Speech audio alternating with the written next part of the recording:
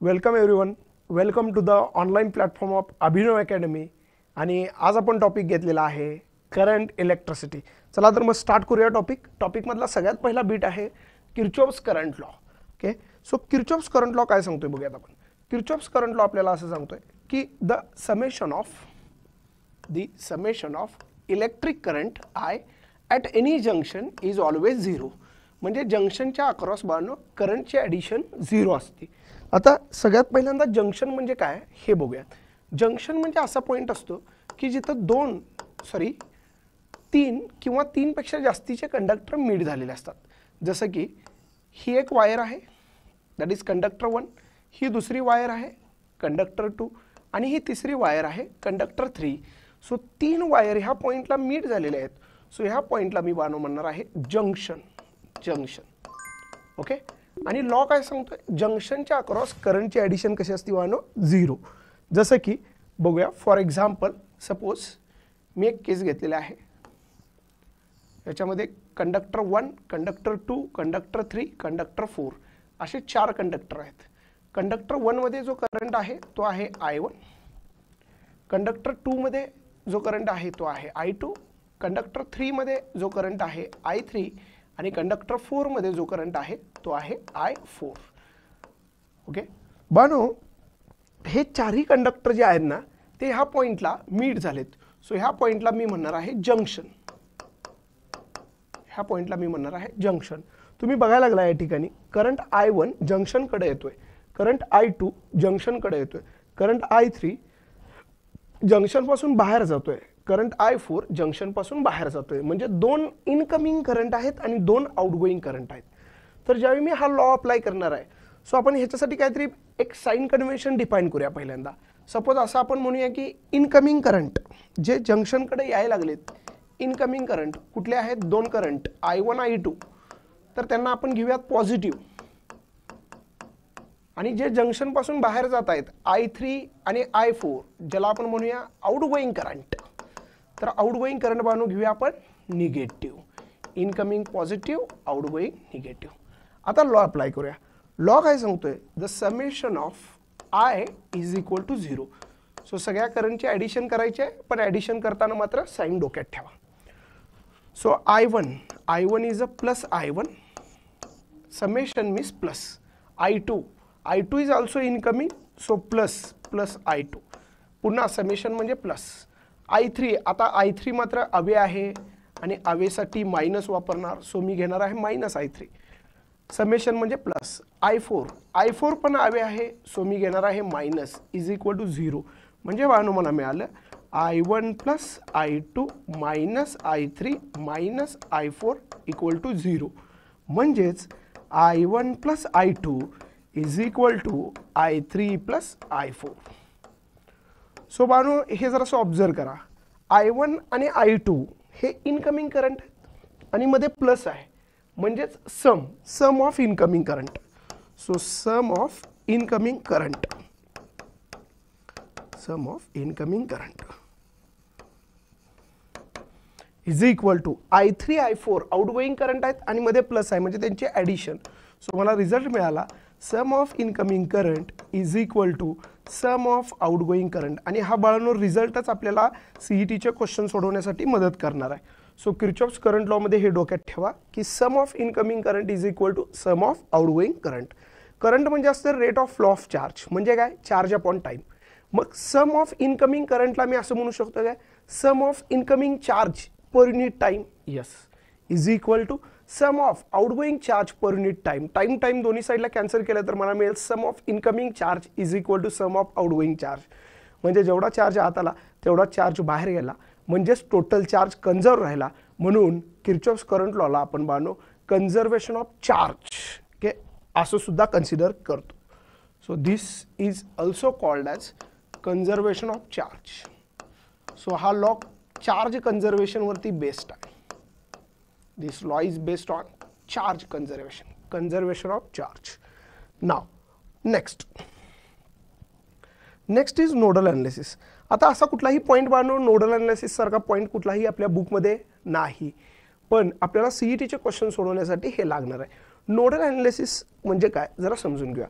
बऱ्याच वेळेला बानो आपल्याला एखाद्या सर्किटमध्ये अशी एखादी सिच्युएशन बघायला मिळते की जिथं 3 रजिस्टर आहेत, R1, R2, R3. ह्या तिन्ही रजिस्टरच्या अक्रॉस पोटेन्शियल आहे. R1च्या अक्रॉस व्होल्टेज आहे V1, R2च्या अक्रॉस व्होल्टेज आहे V2, R3च्या अक्रॉस व्होल्टेज आहे V3. ओके. आणि आपल्याला माहिती आहे हे सगळे जे पॉईंट्स जिथं मीट होतात, म्हणजे हे 3 कंडक्टर जिथं मीट होतात तिथं हा पॉईंट, ह्याला आपण म्हणतो बानो जंक्शन, ज्याला मी एक्सनं रिप्रेझेंट केलेला आहे. जंक्शन ज्याला मी एक्सनं रिप्रेझेंट केलेला आहे. तर बऱ्याच वेळेला असं एखाद्या सर्किटमध्ये आपल्याला असं मिळतं आणि विचारतात find potential of the junction, जंक्शनचं पोटेन्शियल काढा. तर बऱ्याच वेळेला आपल्याला असे क्वेश्चन विचारतात की find potential of the junction और find current flowing through each resistor. So आपण ह्या नोडल ॲनालिसिसचा यूज करून 2 गोष्टी फाइंड करू शकतो. काय सांगितलं मी? Find potential of the junction, जंक्शनचं पोटेन्शियल काढू शकतो. आणि दुसरा पॉइंट मी सांगितला current flowing through each resistor, current in each resistor. ठीक आहे सर, कसं कॅल्क्युलेट करायचं? तर याच्यासाठी बानो मी तुम्हाला एक सिंपल 3 स्टेप्स सांगणार आहे, ज्या तुम्हाला 3 स्टेप्स लक्षात ठेवायचे आहेत. Okay. Step number 1, identify the junction. सगळ्यात पहिल्यांदा जंक्शन आयडेंटिफाय करून घ्यावा. Identify the junction, junction identify करून घ्या. येस, मी ऑलरेडी इथे आयडेंटिफाय केलेला आहे sir. Yes, X is a junction. नंतर स्टेप 2, स्टेप 2 मध्ये तुम्ही अज्यूम करायचं आहे, assume that junction is at high potential, junction high पोटेन्शियलला आहे. Assume that junction is at high potential, junction high पोटेन्शियलला आहे. मग मला सांगा बानो, जंक्शन जर हाय पोटेन्शियलला असेल तर बाकी सगळे लो पोटेन्शियल असणार. सो जंक्शन हाय पोटेन्शियलला आहे म्हणजे बाकीचे पोटेन्शियल लो झाले. सो V1 पोटेन्शियल जे आहे ते लो झालं, V2 पोटेन्शियल आहे ते झालं लो, आणि पोटेन्शियल V3 हे सुद्धा झालं लो. आणि आपल्याला माहिती आहे बानो, ज्यावेळी एखाद्या रजिस्टरच्या अक्रॉस पोटेन्शियल डिफरन्स डेव्हलप होतो, एका साईडला हाय आणि एका साईडला लो असतं, त्यावेळी करंट फ्लो होतो कसा, high to low. So X to V1 एक करंट जाणार, त्याला म्हणूया I1. I1 is a current flowing through R1. X to V2 एक करंट जाणार, त्याला म्हणूया I2. I2 is a current flowing through R2. X to V3 एक current जाणार, त्याला म्हणूया I3, current flowing through okay third resistor, that is I3. Yes. So next step number 3, the last step. 3 step लक्षात ठेवायचे. Apply KCL. शेवटची step आहे बानो, आपल्याला KCL Kirchhoff's current law apply करायचा आहे. आता बघा, एक्सच्या क्रॉस जर मी KCL अप्लाय केला, KCL काय सांगतोय, the algebraic sum of electric current at any junction is 0. मग सर इथं किती करंट आहेत? 3 करंट आहेत, I1, I2 आणि I3. सम म्हणजे त्यांची सगळ्यांचे ॲडिशन काय असणार आहे? 0. आता मला सांगा बानो, I म्हणजे काय हो? I म्हणजे असते sir V/R, ohms law. V म्हणजे काय सर? Potential difference. आणि R म्हणजे काय sir? Resistance. Sir potential difference म्हणजे काय असते हो?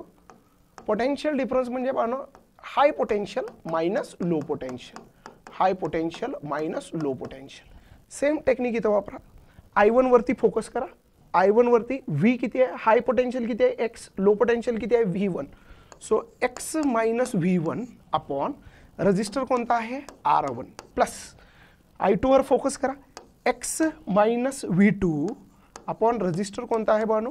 R2.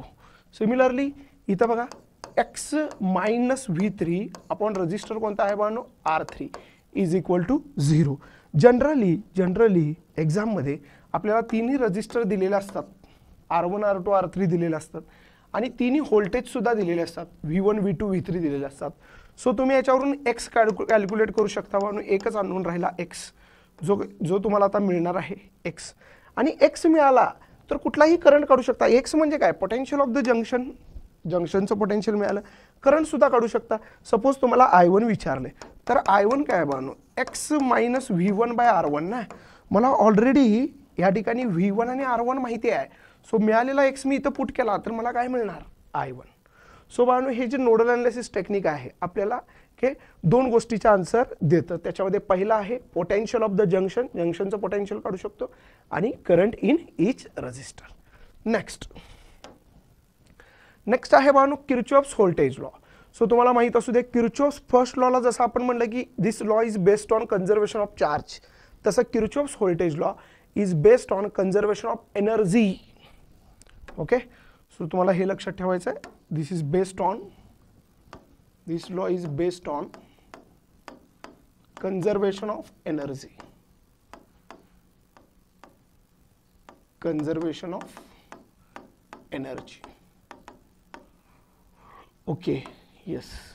आता हा काय लॉ काय सांगतोय पहिल्यांदा बघूया.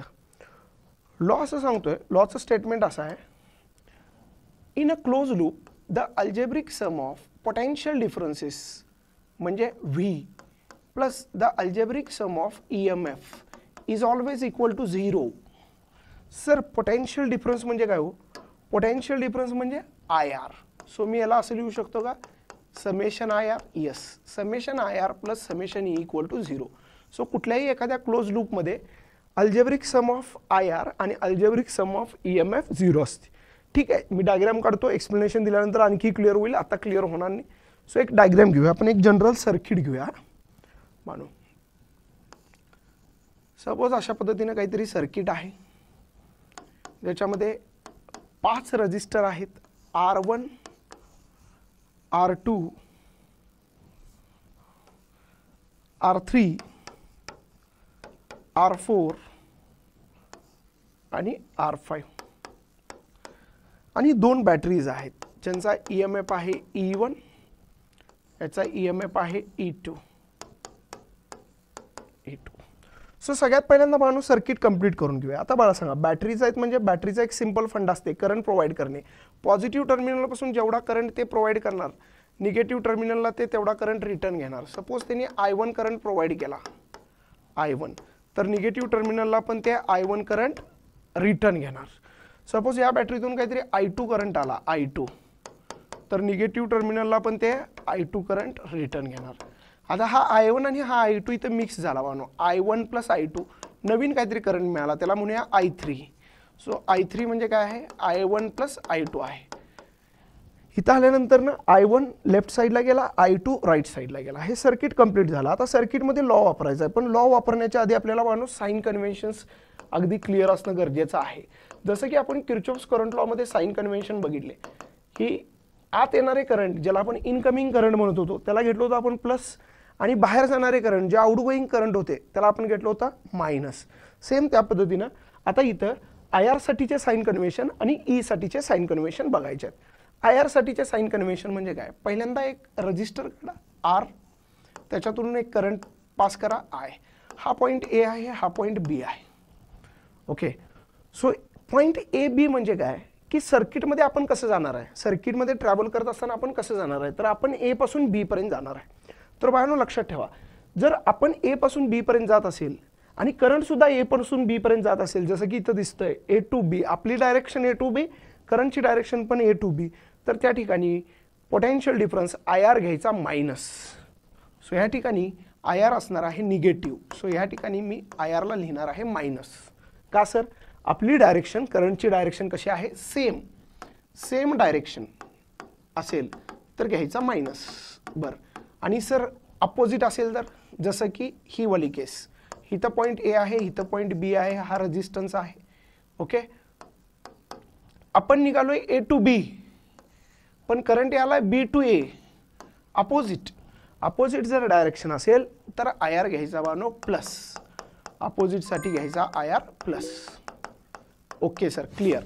सेम डायरेक्शन असेल तर मायनस, अपोजिट असेल तर मी घेणार आहे IR ला प्लस.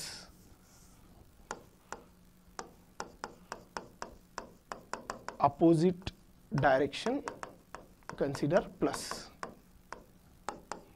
ठीक आहे. नेक्स्ट, जसं आपण IR चे साइन कन्व्हेन्शन बघितले तसे मानू आपल्याला E चे साइन कन्व्हेन्शन पण बघायचे आहेत, आणि E चे साइन कन्व्हेन्शन खूप सोपे आहेत. याच्यापेक्षा सिंपल E चे साइन कन्व्हेन्शन आहेत. सो E साठी बघा, सपोज अशी काहीतरी EMF आहे प्लस मायनस AB E आणि दुसऱ्या केसमध्ये मायनस प्लस हा पॉईंट ए बी ई. तर ई साठी काय करायचं, suppose this is E1 this is E2. तर ई साठी काय करायचं बानो, शेवटचं टर्मिनल चेक करायचं, जस्ट शेवटचं टर्मिनल चेक करायचं. जसं की आपण निघालोय ए टू बी आणि ए टू बी जात असताना शेवटचं टर्मिनल मायनस आहे, निगेटिव्ह. तर E1 घेत असताना घ्यायचा मायनस E1, फिनिश.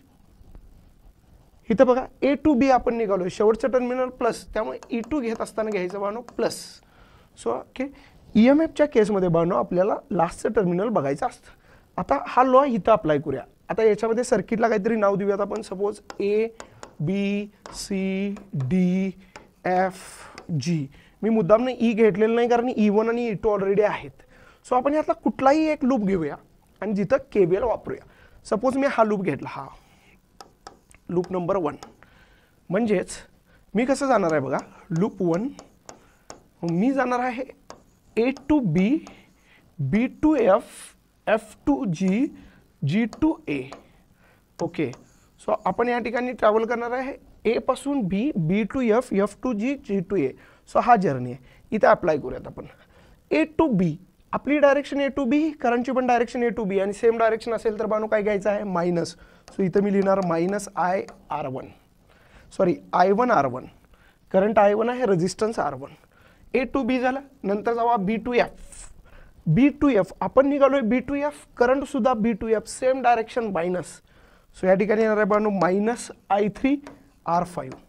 नंतर एफ टू जी आपली डायरेक्शन एफ टू जी, करंटची पण डायरेक्शन एफ टू जी, त्यामुळे बानो घ्यायचं आहे मायनस I1 R3. नंतर जी टू ए आपली डायरेक्शन जी टू ए. आता इथं कुठलाही फक्त करंट आहे बानो, करंट आहे, रेजिस्टन्स नाही. सो आयरचा विषय नाही. मग राहिलं काय, बॅटरी. बॅटरीचं काय सांगितलं मी, शेवटचं टर्मिनल चेक करायचं. जी टू ए जात असताना शेवटचं टर्मिनल प्लस, त्यामुळे इथं मी लिहिणार आहे plus E1 is equal to 0. So बानो अशा पद्धतीनं हे लॉ अप्लाय करायचा आहे. सो लूप 1 मध्ये मी सांगितलंय, तुम्ही कुठलाही एखादा लूप घ्या. सपोज लूप तुम्ही घेतलात लूप 2. ओके, लूप 2 कोणता sir, B C D F B. Okay, त्याच्यानंतर ना हे इथं व्हिडिओ पॉज करा आणि चेक करा, मी सांगतोय त्या आन्सर येते का. आपण कसं जाणार, B to C. B to C आपली डायरेक्शन बी टू सी, करंटची direction C to B, opposite, त्यामुळे प्लस प्लस I2 R2. नंतर आपण जाणार आहे C to D. C to D जात असताना बॅटरी आली, बॅटरीचा टर्मिनल शेवटचा मायनस, त्यामुळे मायनस E2. नंतर D to F. D to F आपली डायरेक्शन डी टू एफ, करंटची direction F to D, opposite direction, त्यामुळं ओके हे असणार आहे मायनस. नंतर एफ टू बी आपण एफ टू बी, करंट पण सॉरी अपोजिट डायरेक्शन, त्यामुळं प्लस. ठीक आहे, त्यानंतर एफ टू बी आपण निघालो एफ टू बी आणि करंट याला बी टू एफ, अपोजिट डायरेक्शन, त्यामुळे प्लस. सो शेवटी असणार आहे I3 R5. बघा अशा पद्धतीने येते का. सो लॉ अप्लाय करणं इम्पॉर्टंट आहे बानो. ओके, आणि त्याचं जे लॉ कसा अप्लाय करायचा, ओके, मी ते तुम्हाला आता जस्ट सांगितलेलं आहे. नेक्स्ट पुढच्या पॉईंटकडे जाऊया बानो. नेक्स्टमध्ये तुम्हाला सिरीज कनेक्शन आणि पॅरलल कनेक्शन रेजिस्टन्सचं माहीत पाहिजे. सो CET साठी आपल्याला बऱ्याच वेळेला सिरीज आणि पॅरलल अगदी बेसिक गोष्टी आहेत, पण ज्या लागणार आहेत Bano. Series connection of register म्हणजे काय, सपोज मी 2 रजिस्टर अशा पद्धतीनं जोडलेत. हा वाला आहे फर्स्ट वन R1 आणि हा दुसरा रजिस्टर आहे सेकंड वन R2. हे दोन्हीच्या दोन्ही रजिस्टर मी एका बॅटरीच्या अक्रॉस जोडलेत, ज्या बॅटरीचं व्होल्टेज आहे V. तर बाळांनो ह्याला म्हणायचं सिरीज कनेक्शन. म्हणजे if 2 register are connected one after another then the connection is called as a series connection. मग सर ह्या 2 रजिस्टरचा मी एक रजिस्टर बनवू शकतो का, येस डेफिनेटली, ज्याला म्हणायचं इक्विव्हॅलेंट रेजिस्टन्स. आणि सगळ्यांना माहिती आहे आपल्याला इक्विव्हॅलेंट रेजिस्टन्स असतो R1 प्लस R2. सिंपल. दोघांची जर कॅपॅसिटी सेम असती समजा R तर आन्सर काय आला असतं R प्लस R 2R. 3 असतील तर R plus R plus R 3R. 4 साठी 4R, N साठी N इंटू R. त्याच्यानंतर एक लक्षात ठेवा, सिरीजमध्ये करंट बानो सेम असतो. सो सगळीकडून जाणारा जो करंट आहे सेम, बॅटरीच्या पॉझिटिव्ह पासून I करंट निघाला आणि या करंटला स्प्लिट व्हायला कुठेही वाट नाही आहे. सो निगेटिव्हला पण I जाणार आहे. सो करंट सेम, पण व्होल्टेज मात्र बानो डिफरंट असतं. Next parallel connection. Parallel connection म्हणजे if 2 resistors are connected one below another like this. हा पहिला रजिस्टर, हा दुसरा resistor. Okay, then it is called as parallel connection. So parallel कनेक्शनमध्ये सर ह्या दोन रजिस्टरचा एक रजिस्टर बनवू शकतो का? येस. तर पॅरलल रजिस्टरमध्ये इक्विव्हॅलंट रेजिस्टन्स असतो R1 R2 upon R1 plus R2 product upon sum. वरती बघा प्रोडक्ट आहे दोन रजिस्टरचा, खाली आहे सम. ओके, इथं करंट सेम होता बाळू, इथं करंट मात्र सेम नसणार कारण सर्किट ड्रॉ केल्यावर तुमच्या लक्षात येईल करंटला पाथ आहेत. सो इथून एक करंट आला आय, तर ह्याला दोन पाथ आहेत, वरती upper path lower path. So हा स्प्लिट होणार, आय मधला थोडा पार्ट I1 वरती गेला, आय मधला थोडा पार्ट I2 खाली आला. सो हा I1 आहे आणि हा I2 आहे. इथं आल्यानंतर दोन्ही मिक्स होतील, I1 प्लस I2 म्हणजे पुन्हा आय. सो निगेटिव्ह टर्मिनलला आय करंट रिटर्न केला. सपोज आता ह्या दोन्ही कॅपॅसिटरची रजिस्टरची कॅपॅसिटी सेम असती आर आणि आर, तर काय आलं असतं R into R upon R plus R म्हणजे R²/2R. एक आर कॅन्सल झाला, आन्सर आला R/2. मग सिमिलरली 3 रजिस्टर असतील तर पॅरललमध्ये सेम कॅपॅसिटीचे R/3, 4 असतील तर R/4 आणि n कॅपॅसिटर असतील सेम कॅपॅसिटीचे तर आन्सर येणार आहे बाळांनो R/n. सो अगदी छोट्या छोट्या गोष्टी पण ज्या आपल्याला माहीत असणं गरजेचं आहे. नेक्स्ट बाळांनो हे लक्षात घ्या, करंट डिवायडर एक रूल आहे जो आपल्याला बऱ्याच वेळेला CET मध्ये ज्या क्वेश्चनला 1 मिनिट लागणार तो क्वेश्चन आपल्याला 30 ते 40 सेकंदात सोडवण्यासाठी मदत करणार आहे. काय करंट डिवायडर रूल म्हणजे काय? सपोज अशा पद्धतीने काहीतरी सर्किट दिले मला, 2 रजिस्टर आहेत जे पॅरलल मध्ये जोडलेत, वन बिलो अनदर, R1 आणि R2 आणि इथं बॅटरी आहे ज्या बॅटरीचं व्होल्टेज आहे V. तर होणार काय, बॅटरीच्या पॉझिटिव्ह टर्मिनल पासून के सपोज आय करंट आला तर हा करंट इथं आल्यानंतर के स्प्लिट होणार I1 आणि I2 मध्ये. आता बघितलं तसं पुन्हा I1 पुढे येणार, I2 पुढे येणार, दोन्ही मिक्स होणार आणि आय करंट मला मिळणार आहे. तर ह्या ठिकाणी I1 आणि I2 चे व्हॅल्यूज काय असणार आहेत के, तर हे लक्षात घ्या. I1 कॅल्क्युलेट करत असताना अपोजिट रजिस्टर तुम्ही वरती घेणार आहात R2 डिवायडेड बाय, त्यानंतर तुम्ही ह्या दोघांचे ॲडिशन करणार आहात R1 प्लस R2 आणि आउटसाइड द ब्रॅकेट तुम्ही लिहिणार आहात मेन करंट म्हणजे आपला टोटल करंट आय. मग मानो I1 ची आयडिया आली असेल तर तुम्ही I2 लिहू शकता का? येस. I2 साठी कुठला रेजिस्टन्स वर घेणार R1, पुन्हा दोघांचे addition R1 plus R2 into I. So हे फॉर्म्युले बाळांनो बऱ्याच वेळेला आपल्याला ज्या क्वेश्चनमध्ये टाईम लागतोय ते क्वेश्चन सिम्प्लिफाय करण्यासाठी अगदी इझिली 30 ते 40 सेकंदात सॉल्व करण्यासाठी कामाला येणार आहेत. सो नोट I1 आणि I2. त्यानंतर अजून एक आपल्याला टेक्निक लागतं ते सर्किट रिड्रॉ करण्याचं टेक्निक. अवघड सर्किट दिलेलं असतं ज्याला सिंपल बनवता यायला पाहिजे, म्हणजे सर्किट रिड्रॉ करता यायला पाहिजे. कसं बघूया आपण. तर मी सांगतोय त्या गोष्टी पहिल्यांदा लक्षात ठेवा. कुठलंही सर्किट ड्रॉ करायचं असेल, सपोज जर अशी एखादी प्लेन लाईन दिसली, प्लेन लाईन जर मी इथं ए मार्क केला तर तुम्ही पण इथं ए मार्क करू शकता, परत ए मार्क करू शकता, इथंही ए मार्क करू शकता, कुठेही ए मार्क करू शकता. पण जर असं काहीतरी आलंय सपोज की इथं जर मी ए मार्क केला आणि वाटेत एखादा रजिस्टर आलाय तर तुम्ही पुन्हा इथं हे ए घेऊ शकत नाही, इथं कुठला तरी नवीन पॉईंट पाहिजे जसं की बी.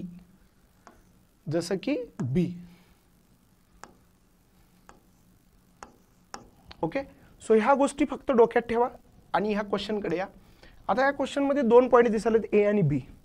ओके, सो आपल्याला ए आणि बी मधला रेजिस्टन्स काढायचा आहे. सो पहिल्यांदा मार्किंग करून घेऊया. हा पॉईंट ए म्हणजे हा पण पॉईंट ए झाला सर, ही सिंगल लाईन आहे म्हणजे हा पण पॉईंट ए झाला, हा पॉईंट बी म्हणजे हा पण पॉईंट बी झाला सर. येस. सो ए आणि बी मधला रेजिस्टन्स काढायचा तर तुम्ही पहिल्यांदा ए आणि बी पॉईंट मार्क करून घ्या, नंतर रजिस्टर इंट्रोड्यूस करा. ए टू बी एक रजिस्टर आहे 3 ओहम. सो ए पासून बी ला एक रजिस्टर ड्रॉ करा 3 ओहम. नंतर ओके हा झाला 3 ओहम. नंतर बी टू एक रजिस्टर आहे, सो बी पासून एक लाईन येऊ देत, ओके ए पर्यंत जाणारी ज्याच्यामध्ये 3 ओहम म्हणजे हा वाला. त्यानंतर पुन्हा ए टू बी, पुन्हा ए पासून बी पर्यंत एक रजिस्टर येऊ दे ज्याची कॅपॅसिटी असणार 3 ओहम. आता बाळांनो हे जे सर्किट तुम्हाला दिसत होतं हे दिसायला सिरीजमध्ये होतं पण ॲक्च्युली आहे पॅरललमध्ये. सो आन्सर येणार आहे पॅरललमध्ये. आत्ता आपण बघितलं सेम कॅपॅसिटीचे रजिस्टर असतील तर फॉर्म्युला आहे तो R/n. R म्हणजे 3, n म्हणजे number of register 3. So answer आलं 3/3 1.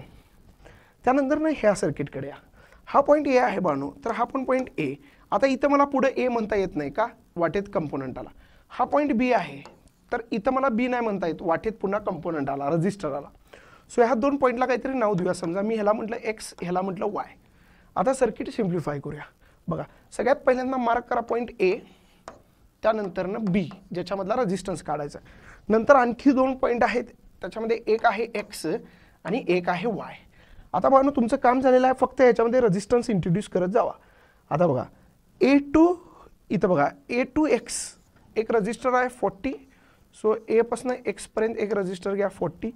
पुन्हा एक्स टू वाय एक रजिस्टर आहे 70. सो इथं एक रजिस्टर इंट्रोड्यूस करा 70. त्यानंतर पुन्हा ए पासून वाय पर्यंत, ए पासून वाय पर्यंत एक रजिस्टर आहे 20. यस, इथं 20 इंट्रोड्यूस करा. पुन्हा X to B, X to B एक रजिस्टर आहे दॅट इज 100. सो इथं येऊ दे 100. वाय टू बी एक रजिस्टर आहे 50. सो इथं येऊ दे 50. आता भावनो हे सर्किट सिम्प्लिफाय झालेलं आहे की हे झालेलं आहे तुमचं Wheatstone network. Next series connection, parallel connection already done. Then next is concept of the cell. म्हणून सेलची कॉन्सेप्ट, इलेक्ट्रिक सेलची कॉन्सेप्ट खूप गरजेचं आहे हे CET साठी. ओके, काय कॉन्सेप्ट? तर प्रत्येक सेलला बानो आपण कसं रिप्रेझेंट करतोय पहिल्यांदा बघूया. तर प्रत्येक सेलला आपण अशा पद्धतीनं रिप्रेझेंट करत असतो. सो प्रत्येक सेलला 2 गोष्टी असतात, एक असतं EMF आणि एक असतं इंटरनल रेजिस्टन्स. स्मॉल आरला काय म्हणणार तुम्ही? Internal resistance. स्मॉल आरला म्हणणार बानो तुम्ही internal resistance. Okay, so cell actually दिसताना आपल्याला अशा पद्धतीने दिसतो. सो पॉझिटिव्ह टर्मिनलला के इथं. नेक्स्ट सर्किटमधला करंट काढायचा आहे आपल्याला. Current in a circuit. Suppose मी एखादा सेल सर्किटमध्ये फिट केला, ज्याच्या सर्किटमध्ये एक रजिस्टर आहे आर आणि इथं मी या ठिकाणी असा एक सेल फिट केलेला आहे. ओके, मग सेल काय करेल सर? सेल ऑब्वियसली सेल काय करणार? करंट सप्लाय करणार, सर्किटला पॉवर करणार. सो पॉझिटिव्ह टर्मिनलपासून करंट सप्लाय करणार. सपोज आय, हा करंट फिरून येणार, पुन्हा निगेटिव्ह टर्मिनलला रिटर्न जाणार. मग हा करंट आपल्याला काढायचा आहे. करंट आय किती असणार? आता I is equal to V by R, Ohm's law.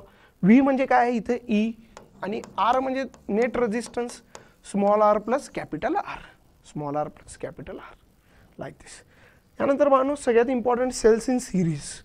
इथं तुम्हाला दिसतंय की 3 सेल आहेत. हा पहिला सेल ज्याचा EMF E1 internal resistance R1, दुसरा sale EMF E2 internal resistance R2, तिसरा sale EMF E3 internal resistance R3.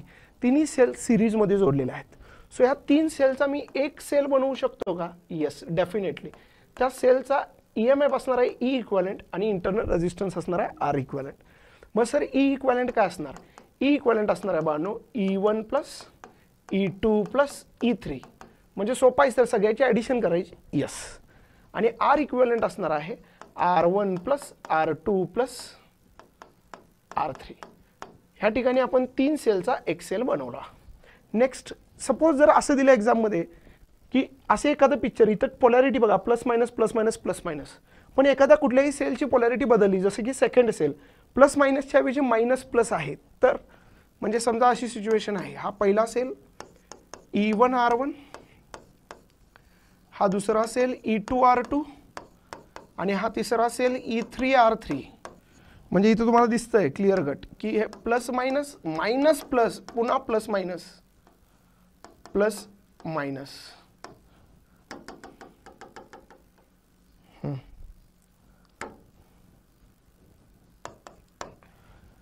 म्हणजे सेकंड सेलची पोलॅरिटी बदलली. तर अशा केसमध्ये काय करायचं? काही नाही, दिलेल्या फॉर्म्युल्यामध्ये फक्त मिडलला मायनस घ्यायचं.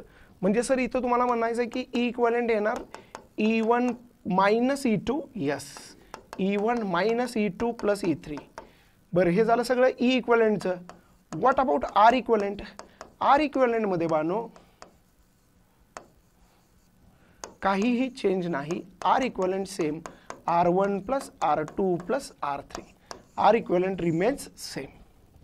अच्छा, ठीक आहे. सो हे झालं series connection of the cell. इथं आहे parallel connection of the sale.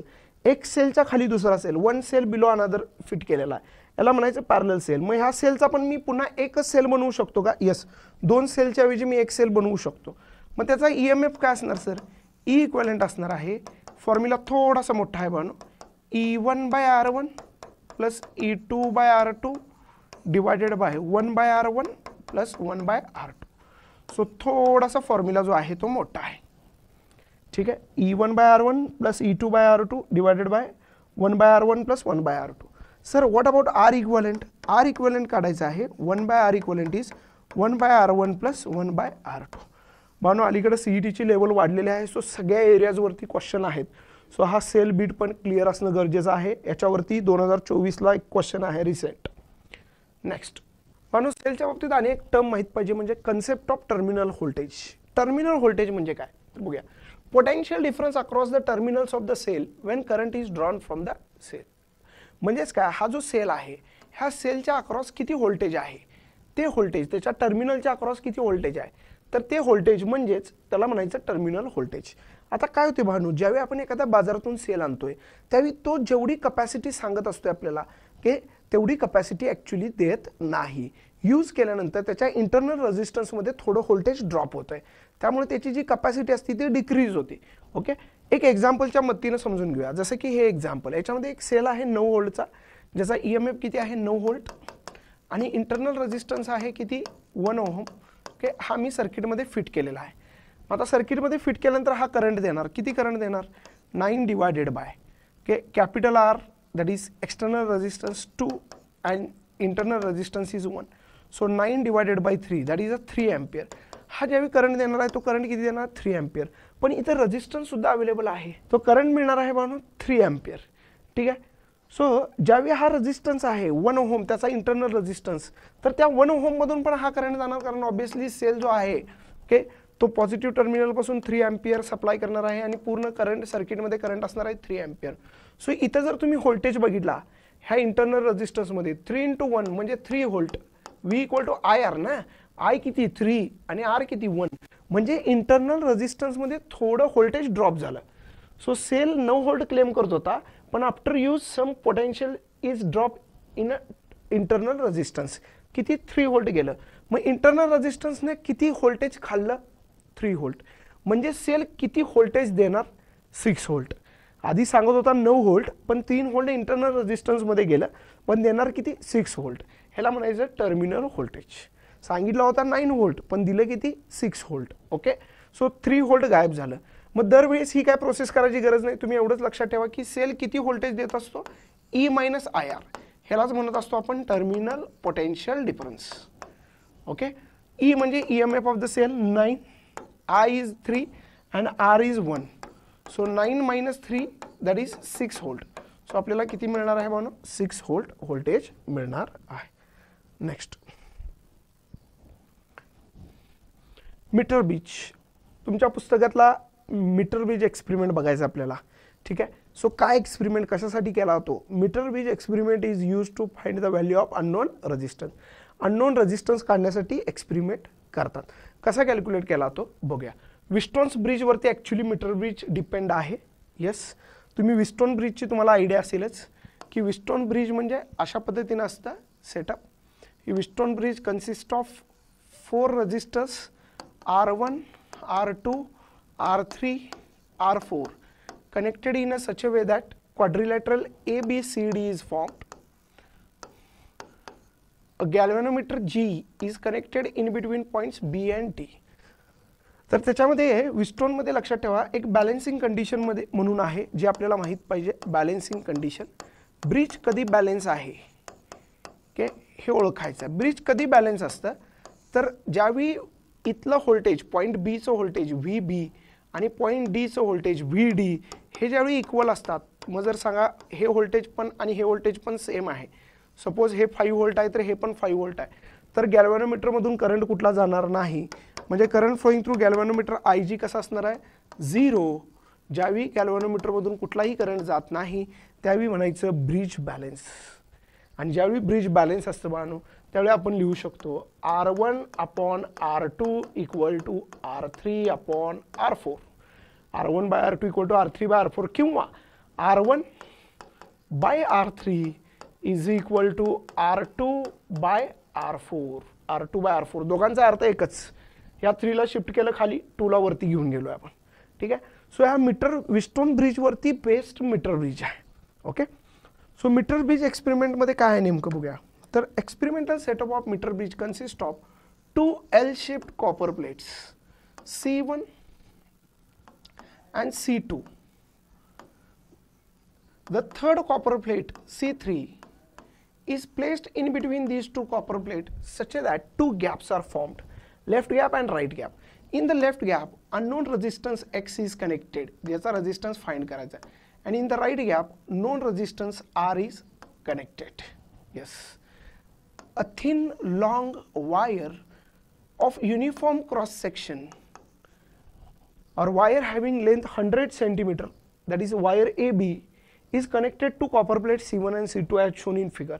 ह्या वायरची लेंथ असते बानो 100 सेंटीमीटर, त्यामुळेच तर याला आपण मीटर ब्रिज म्हणतो. 100 centimetre means 1 metre. Okay, then a scale is fitted exactly below this wire. ह्या वायरच्या खाली अशा पद्धतीने आपल्याला एक स्केल बघायला मिळते. स्केल का बघायला मिळते? कारण नल पॉइंट मेजर करायचा असतो आपल्याला, null distance. Sir null distance म्हणजे काय हो? पुढे गेल्यावर बघूया. ठीक आहे. Yes. Then next, a galvanometer G is connected in such a way that its one end is connected to middle copper plate and other end is connected to sliding jockey like this. Then point A is connected to constant source of EMF E, plug key K and variable resistor that is rheostat RH as shown. So भाईनो तुम्हाला काय करायचं आहे या सेटअपमध्ये? सगळ्यात पहिल्यांदा तुम्हाला ब्रिज स्टार्ट करायचं आहे. सर ब्रिज स्टार्ट कसं करणार हो? पहिल्यांदा मेन प्लग की क्लोज करा. मेन प्लग की क्लोज केला की तुम्ही ब्रिज स्टार्ट झालं. सो ह्याच्यातून काहीतरी I इतका करंट सप्लाय करणार असेल जो वायरमधून फ्लो होणार. ओके, त्यानंतर तुम्हाला काय करायचं आहे? जॉकी वेगवेगळ्या पॉईंट्सला टॅप करत यायचं आहे. ओके, आणि एक पॉईंट असा फाइंड करायचा आहे, जसं की समजा हा पॉईंट C, ही जिथं गॅल्व्हॅनोमीटर विल शो 0 डिफ्लेक्शन. आता बघा हा करंट फ्लो करायला लागला आणि ज्यावेळी मी जॉकी टॅप करणार त्यावेळी गॅल्व्हॅनोमीटर काहीतरी डिफ्लेक्शन दाखवणार. पण टॅप करत करत येत असताना एक असा स्पेशल पॉईंट मिळणार, पॉईंट C, की जिथं गॅल्व्हॅनोमीटर शो 0 डिफ्लेक्शन. मग बाळांनो ही लेंथ जी आहे ही लेंथ मेजर करायची. सपोज ही लेंथ मला मिळाली L, टोटल 100 सेंटीमीटरची वायर आहे. सो ही जर लेंथ L असेल तर रिमेनिंग लेंथ असणार आहे, बाळांनो 100 minus L. So remaining length असणार आहे 100 मायनस L. सो या ठिकाणी एकदा एक्सपेरिमेंट केला आपण की लेंथ मेजर करू शकतो L 100 मायनस L, आणि मग विस्टोन सारखा फॉर्म्युला वापरायचा, R1/R3 equal to R2/R4. Same त्या पद्धतीने मी लिहिणार आहे, X upon L is equal to R upon 100 minus L. That's it. Sir L आणि 100 मायनस L तर एक्सपेरिमेंट केल्यानंतर लगेच काय आले? R म्हणजे नोन रेजिस्टन्स आहे जो आपल्याला ऑलरेडी माहीत होता सर्किटमध्ये. सो जो मी फिट केलेला आहे नोन रेजिस्टन्स. मी आरामात 3 गोष्टी माहिती आहेत तर एक X ची व्हॅल्यू इझिली फाइंड करू शकतो. ओके मानो, this is what the meter bridge experiment. Next is a galvanometer and its conversion. So galvanometer आणि त्याचं कन्व्हर्जन व्होल्टमीटरमध्ये आणि ॲमीटरमध्ये. गॅल्व्हॅनोमीटर म्हणजे काय आहे? असं डिव्हाइस आहे बाळांनो की जे करंट मेजर करते. मग आता तुम्ही म्हणाल की सर करंट मेजर करणारा डिव्हाइस आम्ही तर ऐकलंय ॲमीटर आहे. Yes, nowadays we are using ammeter, पण सुरुवातीला आपण गॅल्व्हॅनोमीटर वापरत होतो. गॅल्व्हॅनोमीटर करंट मेजर करत होतं, पण त्याचा प्रॉब्लेम एक होता की it measures only small current. Large current major करायचं असेल तर गॅल्व्हॅनोमीटर फेल ठरत होतं. म्हणून गॅल्व्हॅनोमीटरचं कन्व्हर्जन आपण ॲमीटरमध्ये केलं आणि ॲमीटर लार्ज करंट मेजर करते. ओके, मग गॅल्व्हॅनोमीटरची अरेंजमेंट कशी आहे बघूया. So galvanometer mainly consist of one coil having resistance G. G म्हणजे आहे बानो रेजिस्टन्स ऑफ गॅल्व्हॅनोमीटर, गॅल्व्हॅनोमीटरचा रेजिस्टन्स. हे जे मी नोटेशन द्यायला लागलोय हे महत्त्वाचे आहेत, हे डोक्यात फिट करून ठेवा. One scale is there and pointer arrangement is there. This is minimum, this is maximum. Okay, so what happens when current flows through the galvanometer? Suppose IG current गेला galvanometer मधून. सो हा जो pointer आहे तो pointer deflect होणार. कुठून कुठं जाणार? मिनिमम पासून मॅक्झिममला जाणार. म्हणजे हे जे काय आहे ते आपल्याला डिफ्लेक्शन मिळालं. किती डिफ्लेक्शन? थीटा. ओके, सो बघा किती करंट पास केला होता IG पास केल्यानंतर मिनिममचं मॅक्झिममला गेलं म्हणजे आपल्याला पूर्ण स्केल डिफ्लेक्शन मिळालं, फुल स्केल डिफ्लेक्शन. म्हणून आपण IG ला म्हणतो फुल स्केल डिफ्लेक्शन करंट. असा करंट की जिथं मला फुल स्केल डिफ्लेक्शन मिळालं आहे. ओके, फुल स्केल डिफ्लेक्शन करंट किंवा करंट फ्लोईंग थ्रू गॅल्व्हॅनोमीटर पण म्हणू शकता. ओके, ह्या करंटला गॅल्व्हॅनोमीटरनं फुल डिफ्लेक्शन दाखवलेलं आहे. ओके, तर आता मला सांगा आय जी करंट आपण पास केल्यानंतर मला फुल स्केल डिफ्लेक्शन मिळालं आहे, मग त्यापेक्षा जास्त करंट मी पाठवू शकतोय का? नाही. मॅक्झिमम आय जीपर्यंत मी मेजर करू शकतोय, त्यापेक्षा पाठवू शकत नाही जास्त करंट. ओके, आणि हेच लिमिटेशन आहे गॅल्व्हॅनोमीटरचं. मग आता आपल्याला असं एक डिव्हाइस बनवायचं आहे फॉर अ मुवमेंट. अज्युम करा की तुम्ही इंजिनियर्स आहात सगळीजण आणि तुमच्यासमोर हा टास्क दिलेला आहे की एक गॅल्व्हॅनोमीटर आहे, एक असं इन्स्ट्रुमेंट आहे की जे फक्त आय जी मेजर करते, पण मला आय जीपेक्षा जास्त करंट मेजर करायचं आहे. काय केलं पाहिजे? काय वाटते तुमच्या डोक्यात काय येतं? ओके, तर यस, एक गोष्ट नक्की डोक्यात यायला पाहिजे की करंट मला वाढवायचं असेल तर रेजिस्टन्स कमी करायला पाहिजे. मग रेजिस्टन्स कसा कमी करणार? पॅरललमध्ये, ह्याच्या पॅरललमध्ये एक रेजिस्टन्स जोडा ना तुम्ही. सपोज हा तुमचा गॅल्व्हॅनोमीटर आहे जी. ओके, हा किती मेजर करणार आहे? आय जी. पण जर मी इथे एक पॅरलल रेजिस्टन्स जोडला, पॅरलल रेजिस्टन्सला बनवून आपण शंट म्हणतो. मी इथे यस शंट जोडलेला आहे, तर काय होईल?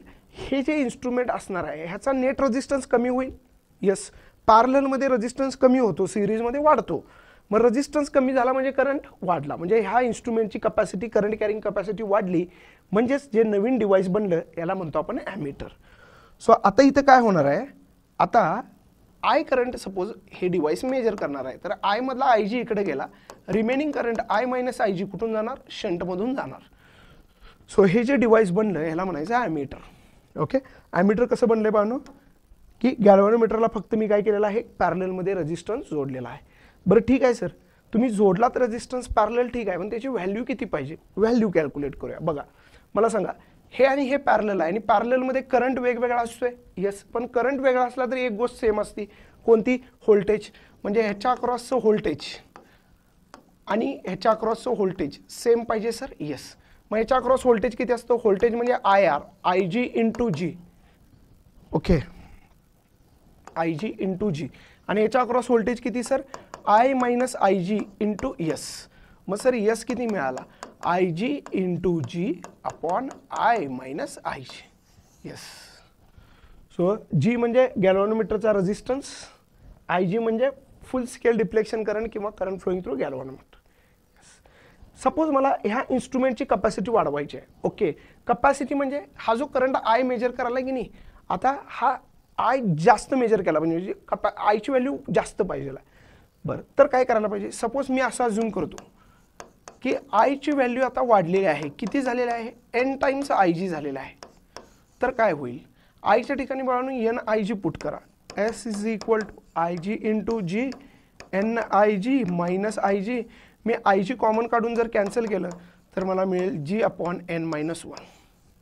Okay, so this is what the conversion of galvanometer into ammeter. बरं, आणखी एक गोष्ट मला सांगायची आहे. ॲमीटरसाठी आपण काय केलं? पॅरललमध्ये रेजिस्टन्स जोडला. येस, का? कारण आपलं टार्गेट काय होतं? रेजिस्टन्स कमी करायचं आपल्याला. मग हा जो रेजिस्टन्स जोडला हा कसा पाहिजे? लो. बरं, जर तुम्हाला विचारलं कोणी आयडियल ॲमीटरचा रेजिस्टन्स किती पाहिजे? एखादी गोष्ट आयडियल म्हणजे लो नाही, व्हेरी लो. व्हेरी लो म्हणजे ऑलमोस्ट झिरो. सो लक्षात ठेवा, आयडियल ॲमीटरचा रेजिस्टन्स 0 पाहिजे. नेक्स्ट,